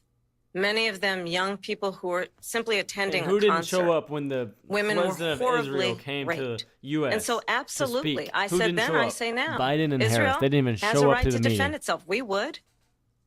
And how it does so To the matters. hearing in Because it Congress. is also true, far too many innocent Palestinians have been killed. Children, mothers. What we know is that this war must end. It must end immediately, and the way it will end is we need a ceasefire deal and we need the hostages out. And so we will continue to work around the clock on that. Power right now. Do something. Work around the clock, something. also understanding that we must chart a course for a two-state solution. And in that solution, there must be security for the Israeli people and Israel, and in equal measure for the Palestinians. But the one thing I will assure you always, I will always give Israel the ability to defend itself, in particular as it relates to Iran and any threat that Iran and its proxies pose to Israel. But we must have a two-state solution where we can rebuild Gaza, where the Palestinians have security, self-determination, and the dignity they so rightly deserve. President Trump, how would you negotiate with Netanyahu and also Hamas in order to get the hostages out and prevent the killing of more innocent civilians in Gaza? If I were president, it would have never started. If I were president, Russia would have never ever, I know Putin very well, he would have never, and there was no threat of it either, by the way, for 4 years, have gone into Ukraine and killed millions of people when you add it up, far worse than people understand what's going on over there. But when she mentions about Israel, all of a sudden, she hates Israel. She wouldn't even meet with Netanyahu when he went to Congress to make a very important speech. She refused to be there because she was at a sorority party of hers. She wanted to go to the sorority party. She hates Israel. If she's president, I believe that Israel will not exist within 2 years from now. And I've been pretty good at predictions, and I hope I'm wrong about that one. She hates Israel. At the same time, in her own way, she hates the Arab population because the whole place is going to get blown up. Arabs, Jewish people, Israel. Israel will be gone. It would have never happened. Iran was broke under Donald Trump. Now Iran has $300 billion because they took off all the sanctions that I had. Iran had no money for Hamas or Hezbollah or any of the 28 different spheres of terror. And they are spheres of terror, horrible terror. They had no money. It was a big story, and you know it. You covered it very well, actually. They had no money for terror. They were broke. Now they're a rich nation. And now what they're doing is they're spreading that money around. Look at what's happening with the Houthis and Yemen. Look at what's going on in the Middle East. This would have never happened. I will get that settled and fast, and I'll get the war with Ukraine and Russia ended. If I'm president-elect, I'll get it done before even becoming president. Vice President Harris, he says you hate Israel. That's absolutely not true. Why didn't you show up to the my entire congressional career hearing and with life the supported president of Israel and the Israeli people. He knows Israel? that he's trying to, again, divide and distract from the reality, Tell us which why is you it weren't is there, then. very well known that Donald Trump is weak and wrong on national security and foreign policy. It is What? well Look at the known border. that he admires Look at your dictators, national wants to security. be a dictator on day one, according to himself. It is well known that he said of Putin that he can do whatever the hell he wants and go into Ukraine. What? It is He well didn't say known that. that What are he you said talking when about? Russia went into Ukraine, it was brilliant. It is well known he exchanged love letters with Kim Jong-un. And it is absolutely well known They all that respected these him. That's why. dictators and look who autocrats are doesn't rooting respect the United States for now you to because be of the president government we have. again because they're so clear. They can manipulate you with flattery and favors. What are you And talking that about? is We were why strong. so many military leaders who you have Ridiculous. worked with have told me you are a disgrace. That is why we understand that we have to have a president who is not consistently weak and wrong on Vice national President security, Harris. including the importance of upholding and respecting in highest regard our military. Vice President Harris, thank you. And she's the one that caused it. That's weak on national security by allowing every nation last month for the year, 168 different countries sending people into our country. Their crime rates are way down. Putin endorsed her last week, said, I hope she wins. And I think he meant it because what he's gotten away with is absolutely incredible. It wouldn't have happened with me. The leaders of other countries think that they're We're weak, weak right and now. incompetent, and they are. They're grossly incompetent. And I just ask one question. Why does Biden go in and kill the Keystone Pipeline and approve the single biggest deal that Russia's ever made, Nord Stream 2, Yeah, the no biggest way she can pipeline handle anywhere in the any of world that going to hospice Germany way. and all over Europe?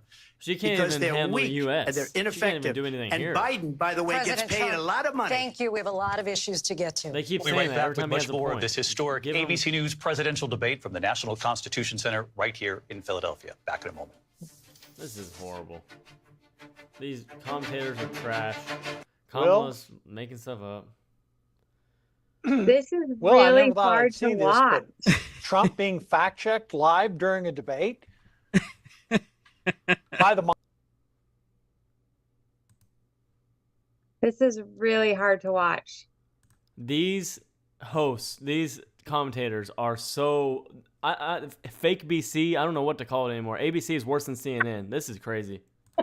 it is absolutely infuriating. And somebody said it in the chat that this has been so helpful to be able to just spew it out in the chat, because you know you're being, I mean, this is that 5th generational warfare that Flynn always talks about, right? It's a mental mind game. They do this mental gymnastics and they say things and think just because they said it, there's bobbleheads watching this at home that are just nodding like it's completely okay. I'm still waiting for the moment for Trump to really put her on the offensive. She is the one running for reelection. She's the one holding office right now. And I think that's one thing that has surprised me about Kamala. One of the Obamas has really trained her well. That's just what I'm seeing from tonight. Something that I noticed too is like in the beginning, she deflect from answering the question about like, is America better now? Like within the 4 years, like she literally just tap dance around the question. I was like, you didn't answer the question. It was a yes or no. Yeah, I hate to say it. I think she's doing way better than I thought she would. Yeah, I have And that kind of hurts my heart. She's being given easy questions though. Like every time there's a hard question, it's Trump, and they make him answer it over and over and over. But then it goes to Kamala. She has as much time as she wants, and she gets to answer however she wants. They're so lenient for her, but it's opposite for Trump. It's so biased. It's crazy. That's why I asked, like, are these commentators, like, are they liberals? Because it sure does feel that way. They had the mic cut off on him when she was speaking. And when it was his term, they had to turn it on while he was already speaking. Like, what the heck? Twice. Caitlin counted twice that has happened. The thing is, though, we recognize that, but probably the majority of people don't recognize that. So it's really tough because she seems to be doing pretty well, and nobody else is going to notice these nuances that we notice, the bias and the easy questions and all of that. They're just going to see that she's winning the debate. You know, and not laughing. I think it's just like when we watched or when we live streamed during the Biden Trump debate. He showed up, he put 2 words together, and we were like, wow, I mean, he looks pretty good. Because, you know, it's like the standard is so Our low. standard was low, yeah.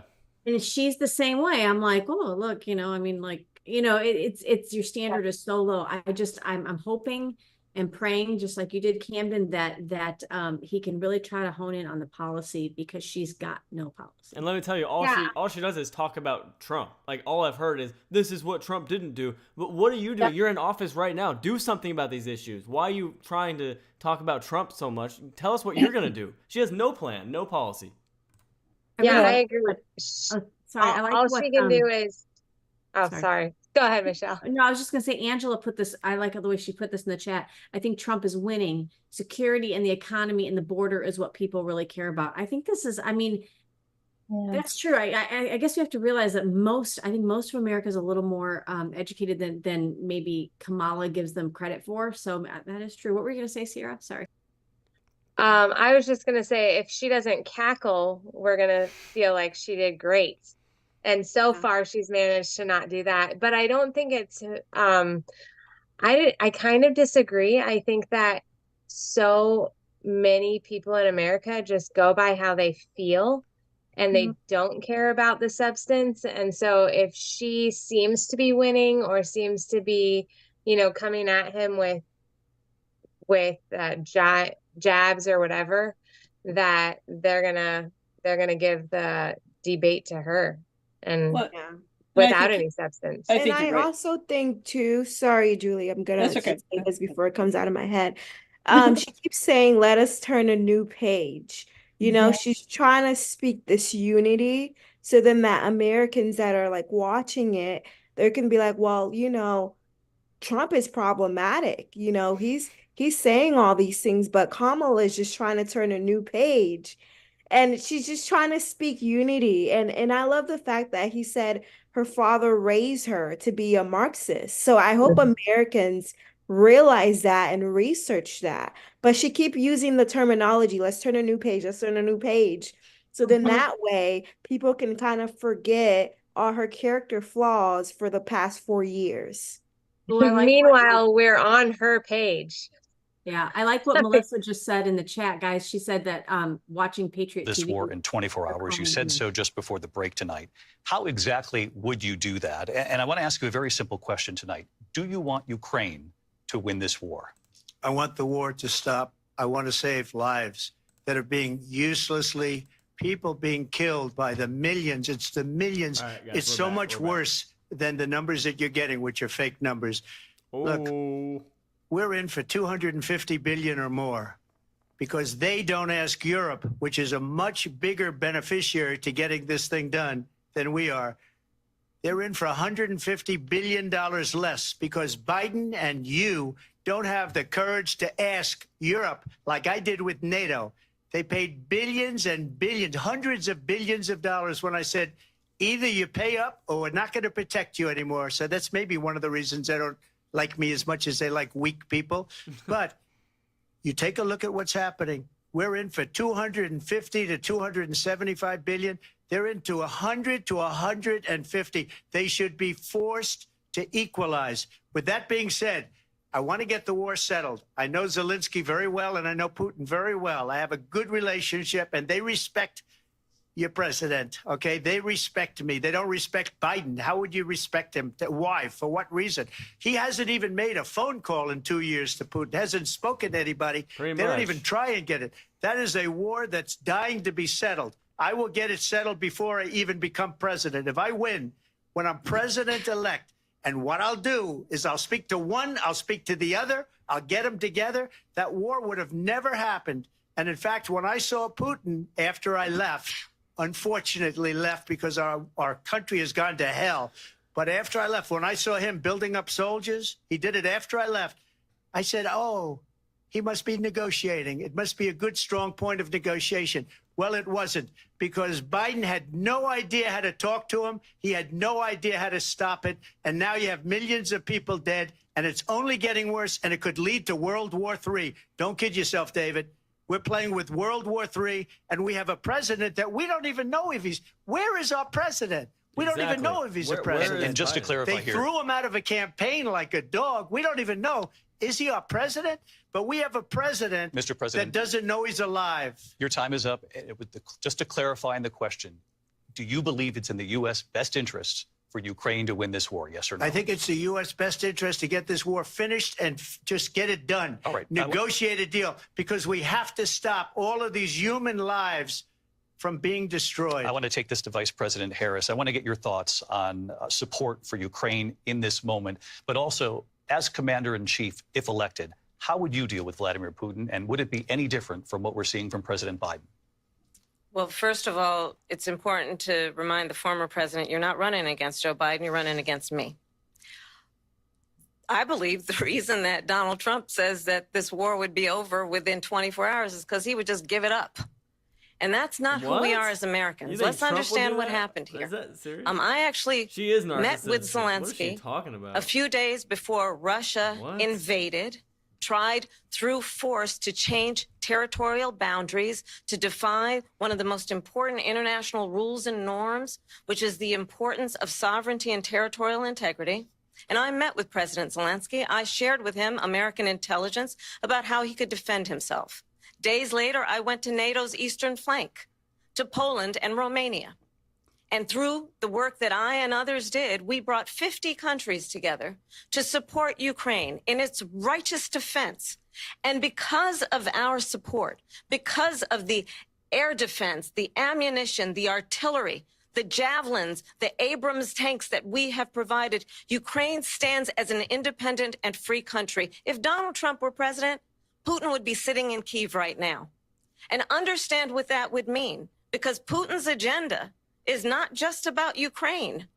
Understand why the European allies and our NATO allies are so thankful that you are no longer president, and that we understand the importance of the greatest military alliance the world has ever known, which is NATO, and what we have done to preserve the ability of Zelensky and the Ukrainians to fight for their independence.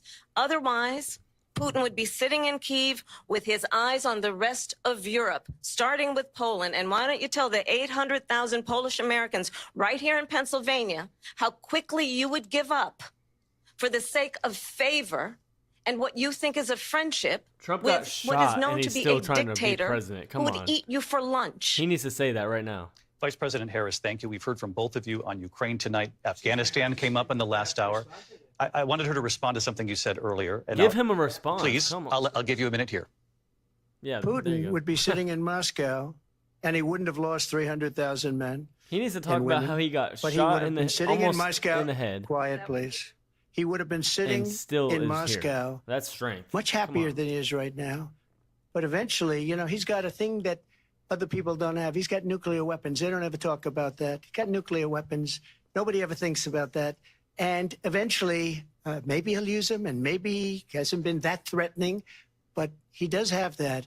Something we don't even like to talk about. Nobody likes to talk about it. But just so you understand, they sent her to negotiate peace before this war started. 3 days later, he went in and he started the war because everything they said was weak and stupid. They said the wrong things. That war should have never started. She was the emissary. They sent her in to negotiate with Zelensky and Putin, and she did. And the war started 3 days later. And that's the kind of talent we have with her. She's worse than Biden. In my opinion, I think he's the worst president in the history of our country. She goes down as the worst vice president in the history of our country. But let me tell you something. She is a horrible negotiator. They sent her in to negotiate. As soon as they left, Putin did the invasion. President Trump, thank you. You did bring up something. You said she went to negotiate with Vladimir Putin. Vice President Harris, have you ever met Vladimir Putin? Can you clarify tonight? Yet again, I said it at the beginning of this debate, you're going to hear a bunch of lies coming from this fellow. And that is another one. When I went to meet with President Zelensky, I've now met with him over 5 times. The reality is it has been about standing as America always should, as a leader, upholding international rules and norms, as a leader who shows strength, understanding that the alliances we have around the world are dependent on our ability to look out for our friends and not favor our enemies because you adore strongmen instead of caring about democracy. And that is very much what is at stake here. The President of the United States is commander-in-chief. And the American people have a right to rely on a president who understands the significance of America's role and responsibility in terms of ensuring that there is stability and ensuring we stand up for our principles and not sell them for the benefit of personal flattery. We've talked about Ukraine and Vladimir Putin. I do want to talk about Afghanistan. It came up in the first hour of this debate. I want to move on to Afghanistan. Said Trump did the most amazing thing I've ever seen. He got these countries, the 28 countries at the time, to pay up. He said, I've never seen. He's the head of NATO. He said, I've never seen. For years, we were paying almost all of NATO. We were being ripped off by European nations, both on trade and on NATO. I got them to pay up by saying one of the statements you made before, if you don't pay, we're not going to protect you. President Otherwise, Trump. we would have never gotten it. He said it was one of the most incredible jobs that he's ever seen done. Thank you. I want to turn to Afghanistan. It came up in the first hour of the debate, and we witnessed a poignant moment today on Capitol Hill, honoring the soldiers who died in the chaotic withdrawal from Afghanistan. I do want to ask the Vice President, do you believe you bear any responsibility in the way that withdrawal played out?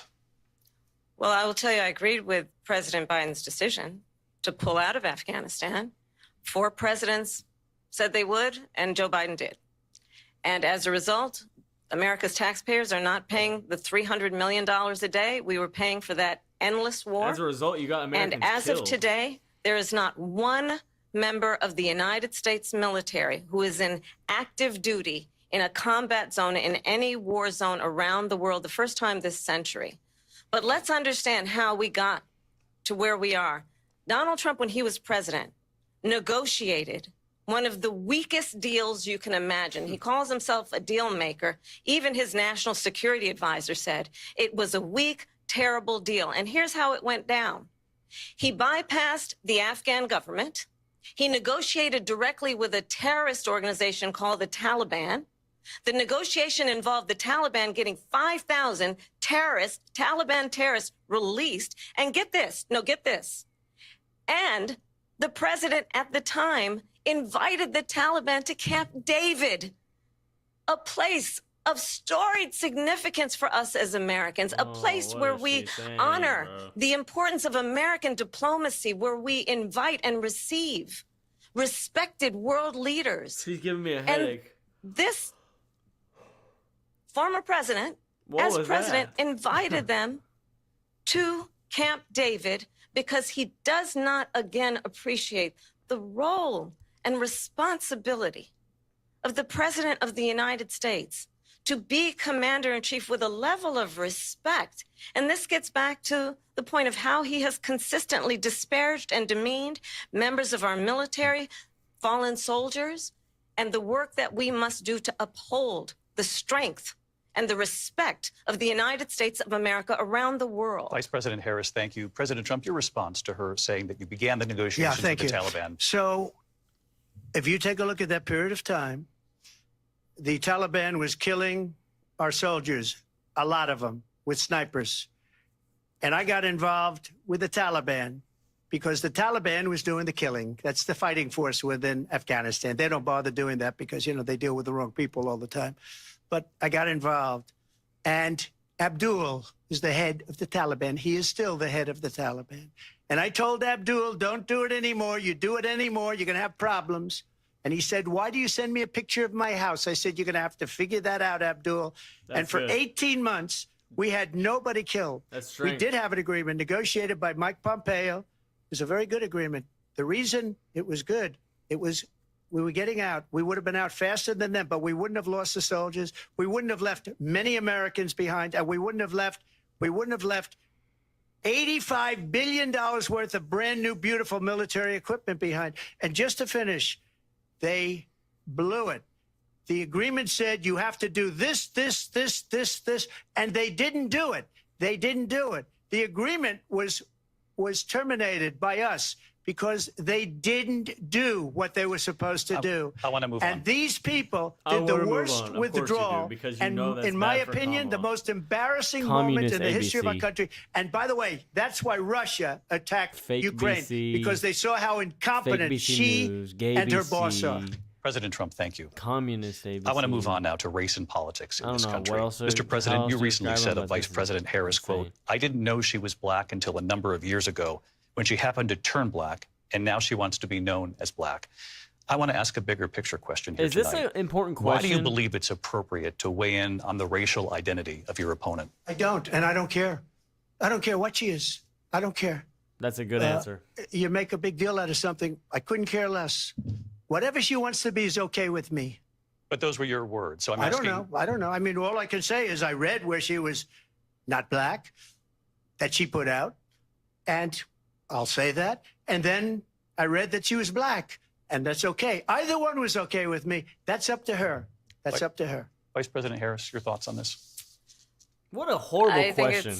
Honestly, I think ask a question that the American people that we have want to know about how these people are going to change president the country. Who has what the heck? consistently over the course of his career This is ugly. attempted to use race to divide the American people. You know, I do believe that the vast majority of us know that we have so much more in common than what separates us, and we don't want ugly this kind of approach that is just constantly trying to divide us, and especially by race. And let's remember how Donald Trump started. He was land. He owned buildings. What is she saying? And he was investigated because he refused to rent property to black families.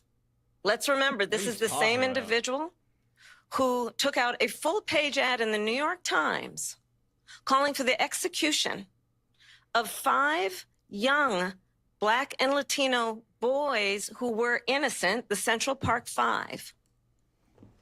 Took out a full-page ad calling for their execution. This is the same individual who spread birther lies about the first Black president of the United States. And I think the American people want better than that, want better than this, want someone who understands, as I do. I travel our country. Shut up. We see in each other a friend. We see in each other a neighbor. It's also we don't want a leader who is constantly trying to have Americans point their fingers at each other. Nothing. I meet with people all the time good because who tell me, look past it. Can though, we please just have discourse about how we're going to invest in the aspirations and the ambitions and the dreams of the American people? knowing that regardless of people's color or the language their grandmother speaks, we all Why have do the they give same her so much dreams more and time to aspirations respond? and It's so want a weird. president who invests in those, not in hate and division. Vice President Harris, thank you. Lindsay? President Trump, this is now your third time. This is the most divisive presidency in the history of our country. There's never been anything like it. They're destroying our country, and they come up with things like what she just said. Going back many, many years, when a lot of people, including Mayor Bloomberg, agreed with me on the Central Park Five, they admitted, they said, they pled guilty. And I said, well, if they pled guilty, they badly hurt a person, killed a person ultimately. And if they pled guilty, then they pled, we're not guilty. But this is a person that has to stretch back years, 40, 50 years ago, because there's nothing now. I built one of the greatest economies in the history of the world, and I'm going to build it again. It's going to be bigger, better, and stronger. There we go. But they're destroying our economy. They have no idea what a good economy is. Their oil policies, every single policy. And remember this, she is Biden. You know, she's trying to get away from Biden. I don't know the gentleman, she says. She is Biden. The worst inflation we've ever had, a horrible economy because inflation has made it so bad, and she can't get away with that. Thank you. Time's up. I want to respond to that, though. I want to just respond briefly. Clearly, I am not Joe Biden, and I am certainly not Donald Trump. And what I do offer is a new generation of leadership for our country, one who believes in what is possible, one who brings a sense of optimism about what we can do instead of always disparaging bad the it's American ended up because people. of your administration. I believe in what we can do to strengthen our small businesses, which is why I have a plan. Let's talk about our plans and let's compare the plans. Please, I have a plan Talk about your plan. to give startup businesses $50,000 tax deduction to pursue their ambitions, their innovation, their ideas, their hard work. What about I all have the a struggling plan, small businesses $6,000 because of for your young economy? families What for the about them? first year of your child's life to help you in that most critical stage of your child's development. I have a plan that is about allowing people to be able to pursue what has been fleeting in terms of the American dream by offering a help with down payment of $25,000 down payment assistance for first-time home buyers. That's the kind of conversation, I believe, David, that people really want tonight, as opposed to a conversation that is constantly about belittling and name-calling. What are you Let's turn the page Vice President and move Harris, forward. thank you. Let's turn to policy. President Let's Trump, turn back we to have policy. to move on. President Trump. Let's turn to policy, She has please. a plan to defund the police. She has a plan to confiscate everybody's gun. President Trump, she we has do a have to plan move to on to not other allow issues. fracking in Pennsylvania or anywhere else. Okay. Thank That's you, Mr. what her President. plan is until just recently. I just need Lindsay, to go ahead. respond President because Trump, no, the President former Trump. president has said No, I'm something sorry. twice that I need to No, respond to. I'm sorry. We're I just need gonna move respond on, Vice one President time Harris. to what he has President said Trump, this multiple is times. now your Yes. third time running for president. You have long vowed to repeal and replace the Affordable Care Act, also known as Obamacare. You have failed to accomplish that. You now say you're going to keep Obamacare, quote, unless we can do something much better. Last month, you said, quote, we're working on it. So tonight, 9 years after you first started running, do you have a plan, and can you tell us what it is? Obamacare was lousy health care, always was. It's not very good today. And what I said, that if we come up with something, and we are working on things, we're going to do it and we're going to replace it. But remember this, I inherited Obamacare because Democrats wouldn't change it. They wouldn't vote for it. They were unanimous. They wouldn't vote to change it. If they would have done that, we would have had a much better plan than Obamacare. But the Democrats came up. They wouldn't vote for it.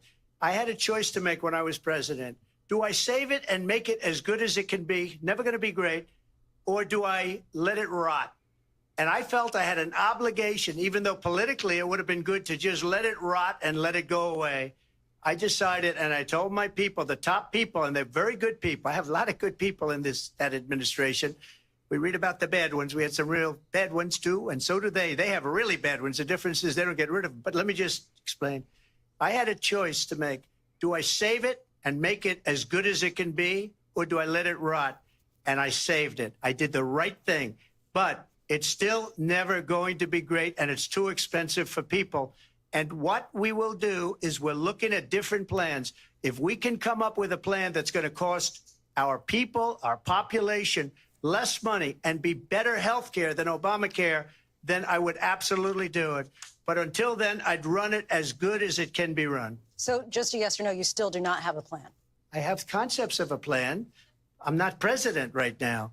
But yeah, look who's president. Who can make it better? We come up with something. I would only change it if we come up with something that's better and less expensive. And there are concepts and options we have to do that. And you'll be hearing about it in the not too distant future. Vice President Harris, in 2017, you supported Bernie Sanders' proposal to do away with private insurance and create a government-run healthcare system. Oh, that would be awful. 2 years later, you proposed a plan that included a private insurance option. What is your plan today?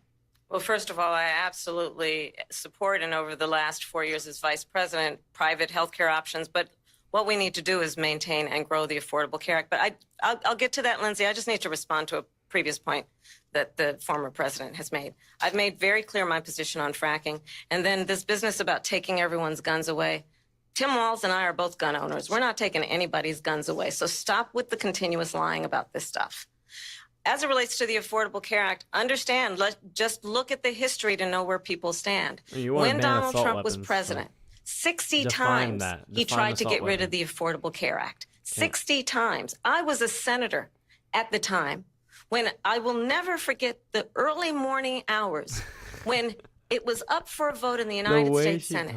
And the late, great John McCain, who you have disparaged as being, you don't like him, you said at the time, because he got caught. He was an American hero. The late, great John McCain, I will never forget that night, walked onto the Senate floor and said, with what money? No, yeah, you exactly. don't. What no, money? you don't. No, you don't get rid of the Affordable Care Act. You have no Ukraine plan. right now, and what the immigrants Affordable Care in the Act has done is eliminate the ability of insurance companies to deny people with pre-existing conditions.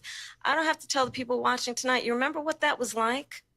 Remember when an insurance company could deny if a child had asthma, if someone was a breast cancer survivor, if a grandparent had diabetes? We remember the last 4 years of how horrible. As I've been vice president, and we over the last 4 years have strengthened the Affordable Care Act, we have allowed for the first time Medicare to negotiate drug prices on behalf of you, the American people. Donald Trump said he was going to allow Medicare to negotiate drug prices. He never did. We did. And now we have capped the cost of insulin at $35 a month. Since I've been vice president, we have capped the cost of prescription medication for seniors at $2,000 a year. And when I am president, we will do that for all people, understanding that the value I bring to this is that access to health care should be a right and not just a privilege of those who can afford it. And the plan has to be to strengthen the Affordable Care Act, not get rid of it, pass this prologue in terms of where Donald Trump stands on that. I want to move to an issue that's important for a lot of... She made a mistake. Number one, John McCain fought Obamacare for 10 years. But it wasn't only him. It were all of the Democrats that kept it going. And you know what? We can do much better than Obamacare, much less money. But she won't improve private insurance for people, private medical insurance. That's another thing she doesn't want to get. People are paying privately for insurance that have worked hard and made money, and they want to have private. She wants everybody to be on government insurance where you wait 6 months for an operation that you need immediately. President Trump, thank you. We have another issue that we'd like to get to that's important for a number of Americans, in particular younger voters, and that's climate change. President Trump, with regard to the environment, you say that we have to have clean air and clean water. How about Vice President Harris, you call climate change an existential threat. The question to you both tonight is what would you do to fight climate change? And Vice President Harris, we'll start with you. 1 minute for you each. Well, the former president had said that climate change is a hoax. And what we know is that it is very real. You ask anyone who lives in a state who has experienced these extreme weather occurrences, who now is either being denied home insurance or it's being jacked up. You ask anybody who has been the victim of what that means in terms of losing their home, having nowhere to go. We know that we can actually deal with this issue. The young people of America care deeply about this issue. And I am proud that as vice president over the last 4 years, we have invested $1 trillion in a clean energy economy, while we have also increased domestic gas production to historic levels. We have created over 800,000 new manufacturing jobs while I have been vice president. We have invested in clean energy to the point that we are opening up factories around the world. Donald Trump said he was going to create manufacturing jobs. He lost manufacturing jobs. And I'm also proud to have the endorsement of the United Auto Workers and Sean Fain, who also know that part of building a clean energy economy includes investing in American-made products, American automobiles. It includes growing what we can do around American manufacturing and opening up auto plants, not closing them like happened under Donald Trump. Vice President Harris, thank you. That didn't happen under Donald Trump. Let me just tell you, they lost 10,000 manufacturing jobs this last month. It's going, they're all leaving. They're building big auto plants in Mexico, in many cases owned by China. They're building these massive plants, and they think they're going to sell their cars into the United States because of these people. What they have given to China is unbelievable. But we're not going to let that. We'll put tariffs on those cars so they can't come into our country, because they will kill the United Auto Workers and any auto worker, whether it's in Detroit or South Carolina or any other place. What they've done to business and manufacturing in this country is horrible. We have nothing because they refuse. You know, Biden doesn't go after people because supposedly China paid him millions of dollars. He's afraid to do it. Between him and his son, they get all this money from Ukraine. They get all this money from all of these different countries. And then you wonder, why is he so loyal to this one, that one, Ukraine, China? Why is he? Why did he get $3.5 million from the mayor of Moscow's wife? Why did she pay him $3.5 million? This is a crooked administration, and they're selling our country down the tubes. President Trump, thank you. Thank you. We'll be right back with closing statements from both of our candidates. An historic night, this ABC News presidential debate from Philadelphia. Back in a moment. All right, man. This has been something else, Will. I mean, Trump's strongest part of the debate, I believe, was when they talked national security, nuclear weapons, and that line about Harris going to Kiev 3 days before and Trump basically saying, yeah, and as soon as you left, Russia invaded.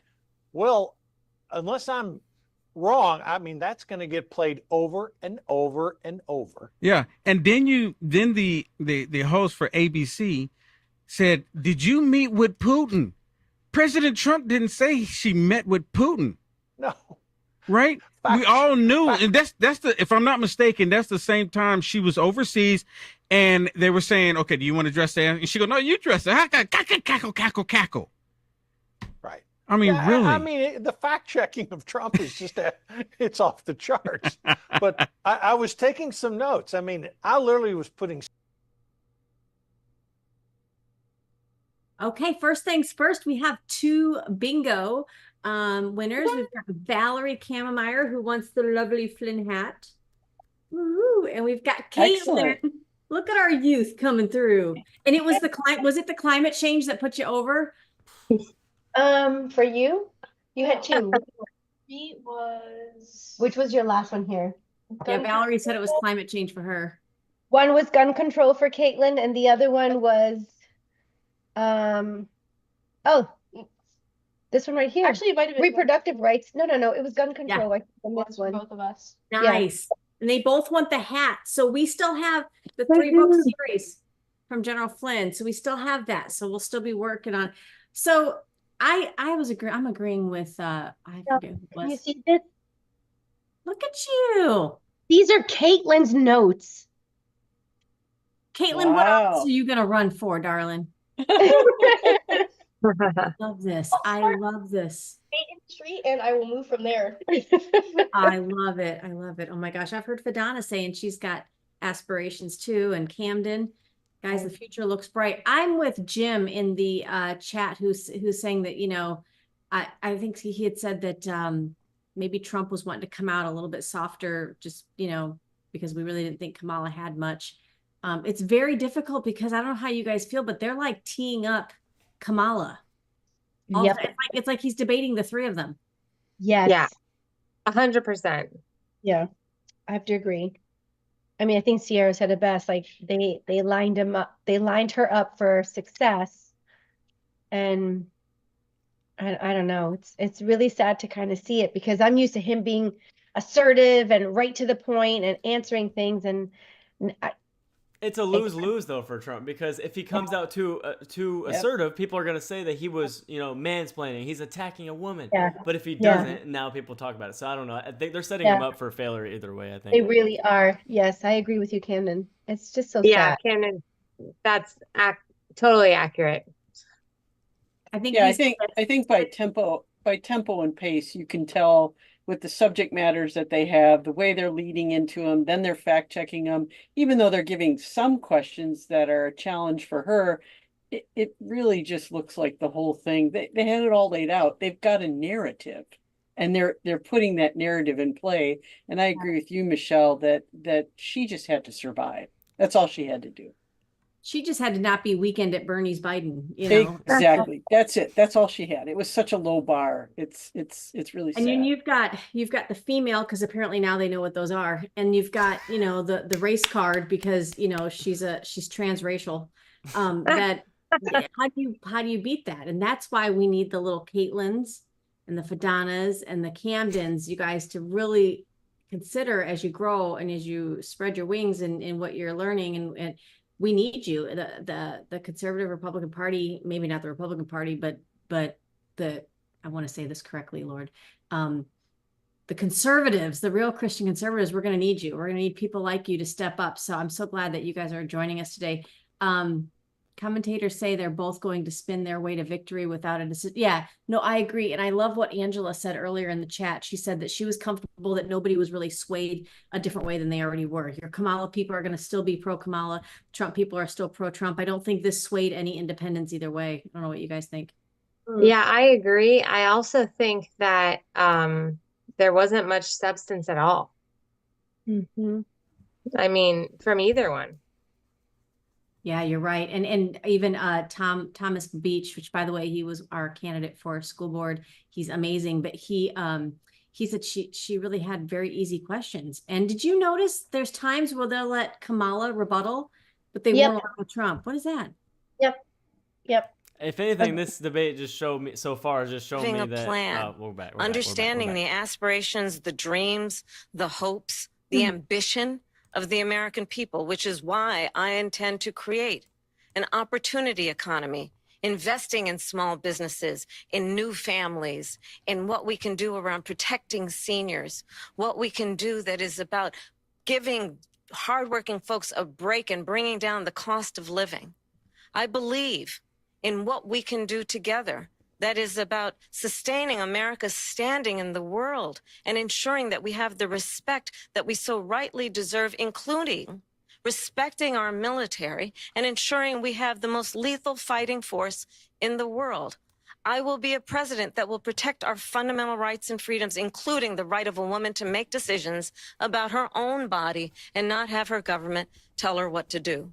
I'll tell you, I started my career as a prosecutor. I was a DA, I was an attorney general, a United States senator, and now vice president. I've only had one client, the people. And I'll tell you, as a prosecutor, I never asked a victim or a witness, are you a Republican or a Democrat? The only thing I ever asked them, are you okay? And that's the kind of president we need right now. What? Someone who cares about you and is not putting themselves first. Put the I country intend to be a first. president for Put the all country Americans. first. Come on. And focus on what we can do over the next 10 and 20 years to build back up our country by investing right now in you, the American people. Okay. Vice President Harris, thank you. President Trump? So she just started by saying she's going to do this, she's going to do that, she's going to do all these wonderful things. Why hasn't she done it? She's been there for 3.5 years. They've had 3.5 years to fix the border. They've had 3.5 years to create jobs and all the things we talked about. Bingo. Why hasn't she done it? She should leave right now, go down to that beautiful White House, go to the Capitol, get everyone together and do the things you want to do, but you haven't done it and you won't do it because you believe in things that the American people don't believe in. You believe in things like We're not going to frack. We're not going to take fossil fuel. We're not going to do things that are going to make this country strong, whether you like it or not. Germany tried that, and within 1 year, they were back to building normal energy plants. We're not ready for it. We can't sacrifice our country for the sake of bad vision. But I just ask one simple question. Why didn't she do it? We're a failing nation. We're a nation that's in serious decline. We're being laughed at all over the world. All over the world, they're laughing. I know the leaders very well. They're coming to see me. They call me. We're laughed at all over the world. They don't understand what happened to us as a nation. We're not a leader. We don't have any idea what's going on. We have wars going on in the Middle East. We have wars going on with Russia and Ukraine. We're going to end up in a third world war, and it'll be a war like no other because of nuclear weapons, the power of weaponry. I rebuilt our entire military. She gave a lot of it away to the Taliban. She gave it to Afghanistan. What these people have done to our country, and maybe toughest of all, is allowing millions of people to come into our country. Many of them are criminals, and they're destroying our country. The worst president, the worst vice president in the history of our country. President Trump, thank you. And that is our ABC News presidential debate from here in Philadelphia at the National Constitution Center. I'm Lindsay Davis. And I'm David Muir. Thank you for watching here in the U.S. and all over the world, and from all of us here at ABC News. Good night. That was a great ending. Trump killed her. That was a great. We are here. Yeah, that was great. Wow. That was a good. Mark. Well, that was a very, very powerful closing argument. That was pretty. That was an amazing ending. We're going to get just some final words from the panelists here before we go. But real quickly, I'm going to share my screen. I want to walk you guys through something while I have you all here, because I know people will be jumping off pretty soon. Can you see my screen over here? Yeah, stay tuned. I'm about to give my closing thoughts on that whole thing. Direct you to the website SarasotaUnites.com. SarasotaUnites.com. This is if you're in Sarasota, even Manatee. You can piggyback off of some of this if you'd like. We've got an events tab here, and what we've done is we've put everything that's been going on in our community, so you can get involved in the race up to November 5th. We've got everything from our town hall meetings. Here is a place that you can go as I'm circling here. Thursday, September 19th, we're going to do this right here again. We're going to have another Zoom call where we're going to discuss some other things. Again, in the lack of what our party maybe might not be doing right now, instead of griping about it, we're going to, as a community, come together and really try to figure out how we can race through November 5th and get not only a red wave, but make sure that our ballot amendments here throughout the state of Florida, make sure that we understand what those ballot amendments are and that we can help educate voters, because abortion is on the ballot. So next Zoom hall, Thursday, September 19th, from 6:30 to 7:30. We're going to do a live town hall on October 3rd. Also, keep in mind, tomorrow is 9/11 here in Sarasota, in Venice at Patriots Park at 11 a.m. They will have a memorial there. Some great speakers as well. Another thing is there's a free movie screening of the 1916 Project. You can go to the 1916project.com to learn more, but it's right here in Northport at Foundation Church. Guys, Foundation Church is one of those churches that's not afraid to put to educate their parishioners about topics like abortion or talk about vaccines. So we really want to support things that they get behind. So that's a free movie screening. And then last but not least, there is a flag waving every Friday from 4 to 6 at 41 and Laurel Road. You can bring your Trump flags. You could bring candidates, Republican candidates that are on the ballot November 5th. You could bring their sign. And the biggest thing I want you guys to notice, mark your calendars for September 28th. I've organized a big flag waving downtown Sarasota, Bayfront Drive. We will have probably Kona Ice there. We'll have some music there. We're going to not block the traffic, but we're going to be on the sidewalks waving the flags. Again, not getting a lot of things out through our party. So in that lack, we're going to pick up the slack. So I want to make sure you guys have that. SarasotaUnites.com under the events tab. All right, I'm going to stop sharing real quick, and I'm going to mute so that we can go through the panelists. let's get some final words. Feel free to put any final words in the chat too. How about Demi? What'd you think of the debate? Sorry, I had to unmute myself. No, as I said before, I just wish that Trump could have been a little bit stronger or assertive with some of the things. And at the same time, he was defending himself. So it was kind of hard. And they were pushing him to answer questions, but they never really pushed her at all. I think at one point I wrote it down on one of my papers, how they kept asking her they asked her the one question and she skirted around it and never, it was about Putin. It was about Putin. She never said yes, but she never said no, but she skirted around with her own story, but never answered the question. But they never pushed her. They never said, okay, but you didn't answer the question. Had you, did you, or did you not? But meanwhile, they did it with Trump. So I just feel like it was a one-sided commentary. I'm gonna call them commentaries because I don't even think they deserve their title.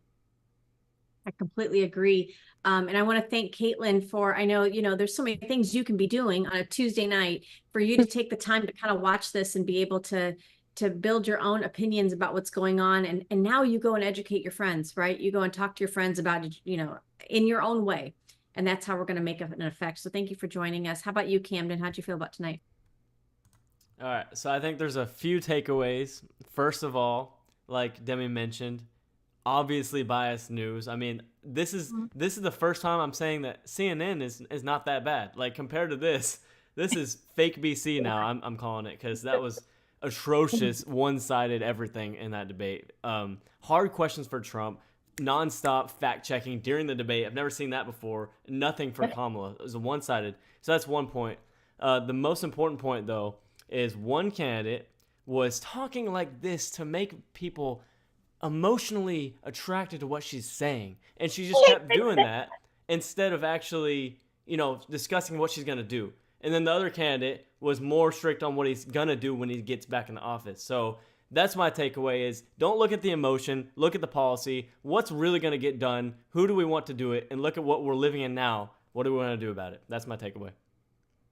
Love it. I love it, Camden. And thank you for being here because, and thank you for reminding us right before the debate to pray, because I love that you do that. You keep us true to our word all the time. And actually, one more point with that is we got to pray first. That's this election. I'm glad that God is on Trump's side. We saw it from the assassination attempt. God clearly has a purpose still for Trump, and I'm glad he's on his side right now because we need him more than ever. That's awesome. Thank you so much. How about you, Sierra? What are your feelings about tonight? I'm not usually a cynical person, but I feel like it didn't go great. I always am a glass half full type of gal, and I always find the positive, but I'm disappointed that she did better than I thought, first of all. And I think that President Trump should have gone harder. I think he would have done better if he had been more aggressive. And I think that's all. I'm finishing up the night feeling a little down. And I hate to say that. Well, but I like to be upbeat. Because tomorrow a lot of the fact checking will be done now on Kamala, since we don't have paid people that do it during the debate like they do. I do want to mention, because Thomas Babich put in the chat here, he thinks Trump won 5-4 because he addressed all of what is wrong with our country now, and I do like that. So thank you, Thomas, for chiming in. I'm with you, Sierra. I think again she had a pulse, so she already did better than I thought. But how about you, Fadana? How do you feel? Had to unmute. Honestly, I feel like in the beginning, like with questions that they were asking them, because I'm the kind of person I try to be mutual on things. The first question that they asked Trump about the abortion, he didn't mention whether or not he was going to veto it. He didn't say yes or no. But I feel like he should expound on that. And then with Kamala, she didn't really say whether or not the country's in a good state. She just kind of tap dance around it and stuff.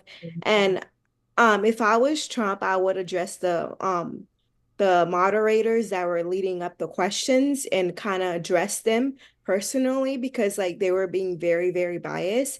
And I would have brought that attention to the American people, for the American people to realize what's going on and how they kept interjecting every time he kept talking.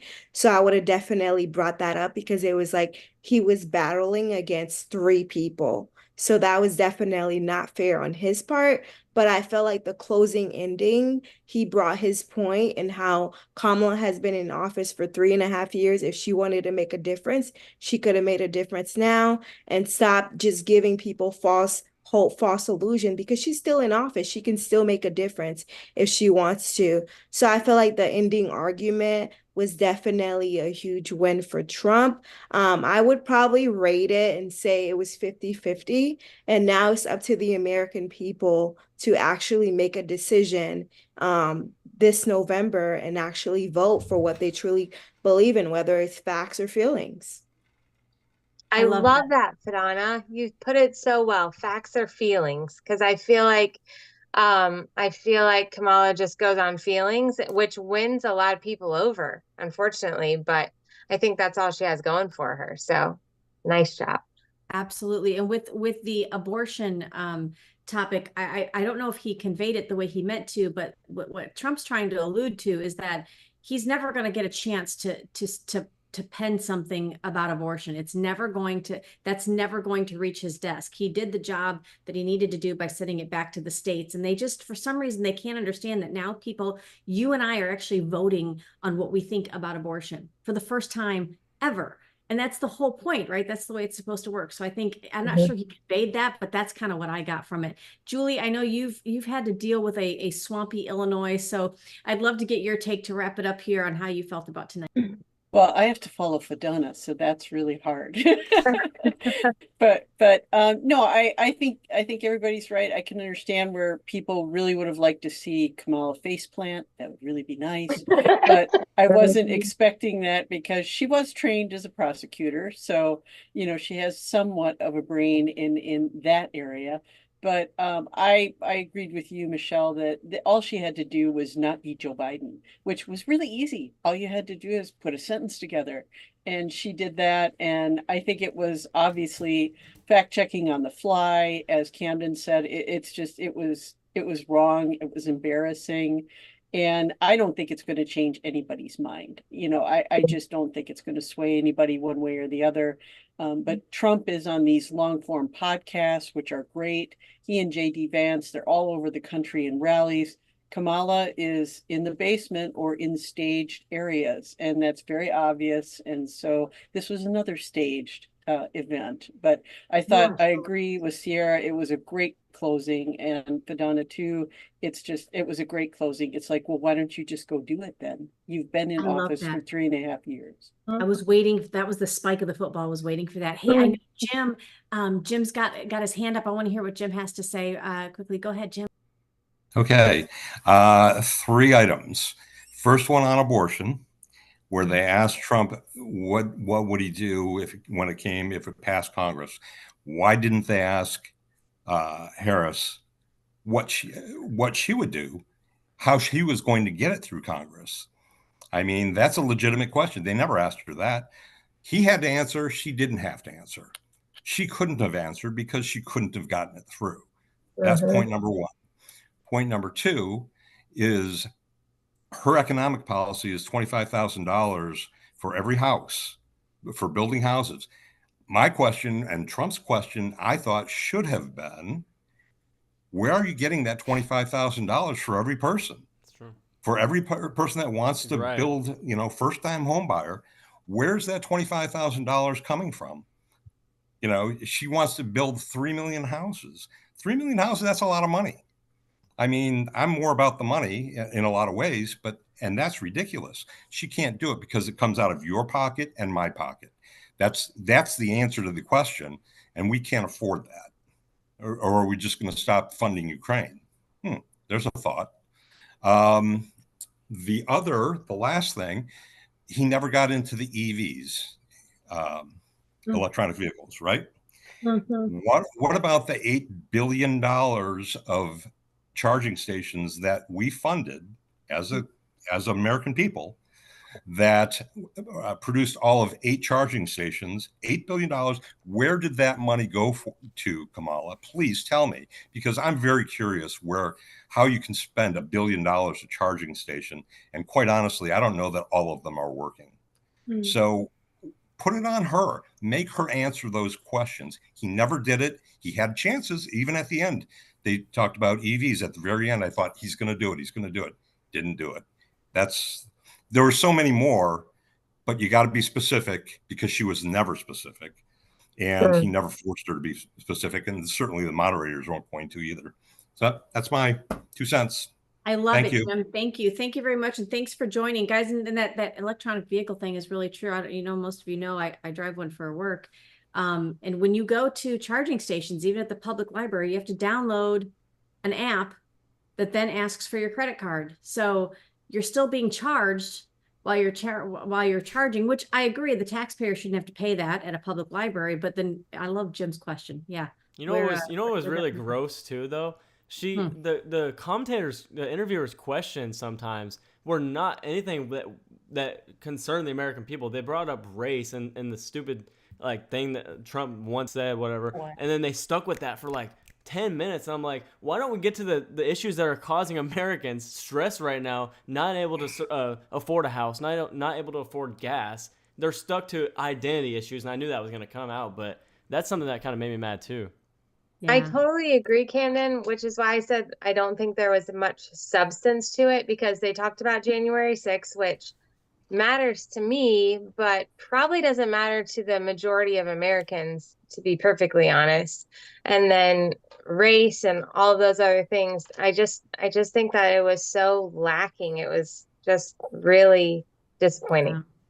Well, guys, I know we're creeping up on a little past 11. I want to thank you guys for joining us. Keep an eye out for season 2 of the Homefront. As soon as we're able to start recording those again, we've got some tricks up our sleeves too for season 2. I want to remind you on Patriot TV, patriot.tv, tune in at 2:30 Monday through Friday for Allie and I. We have open mic.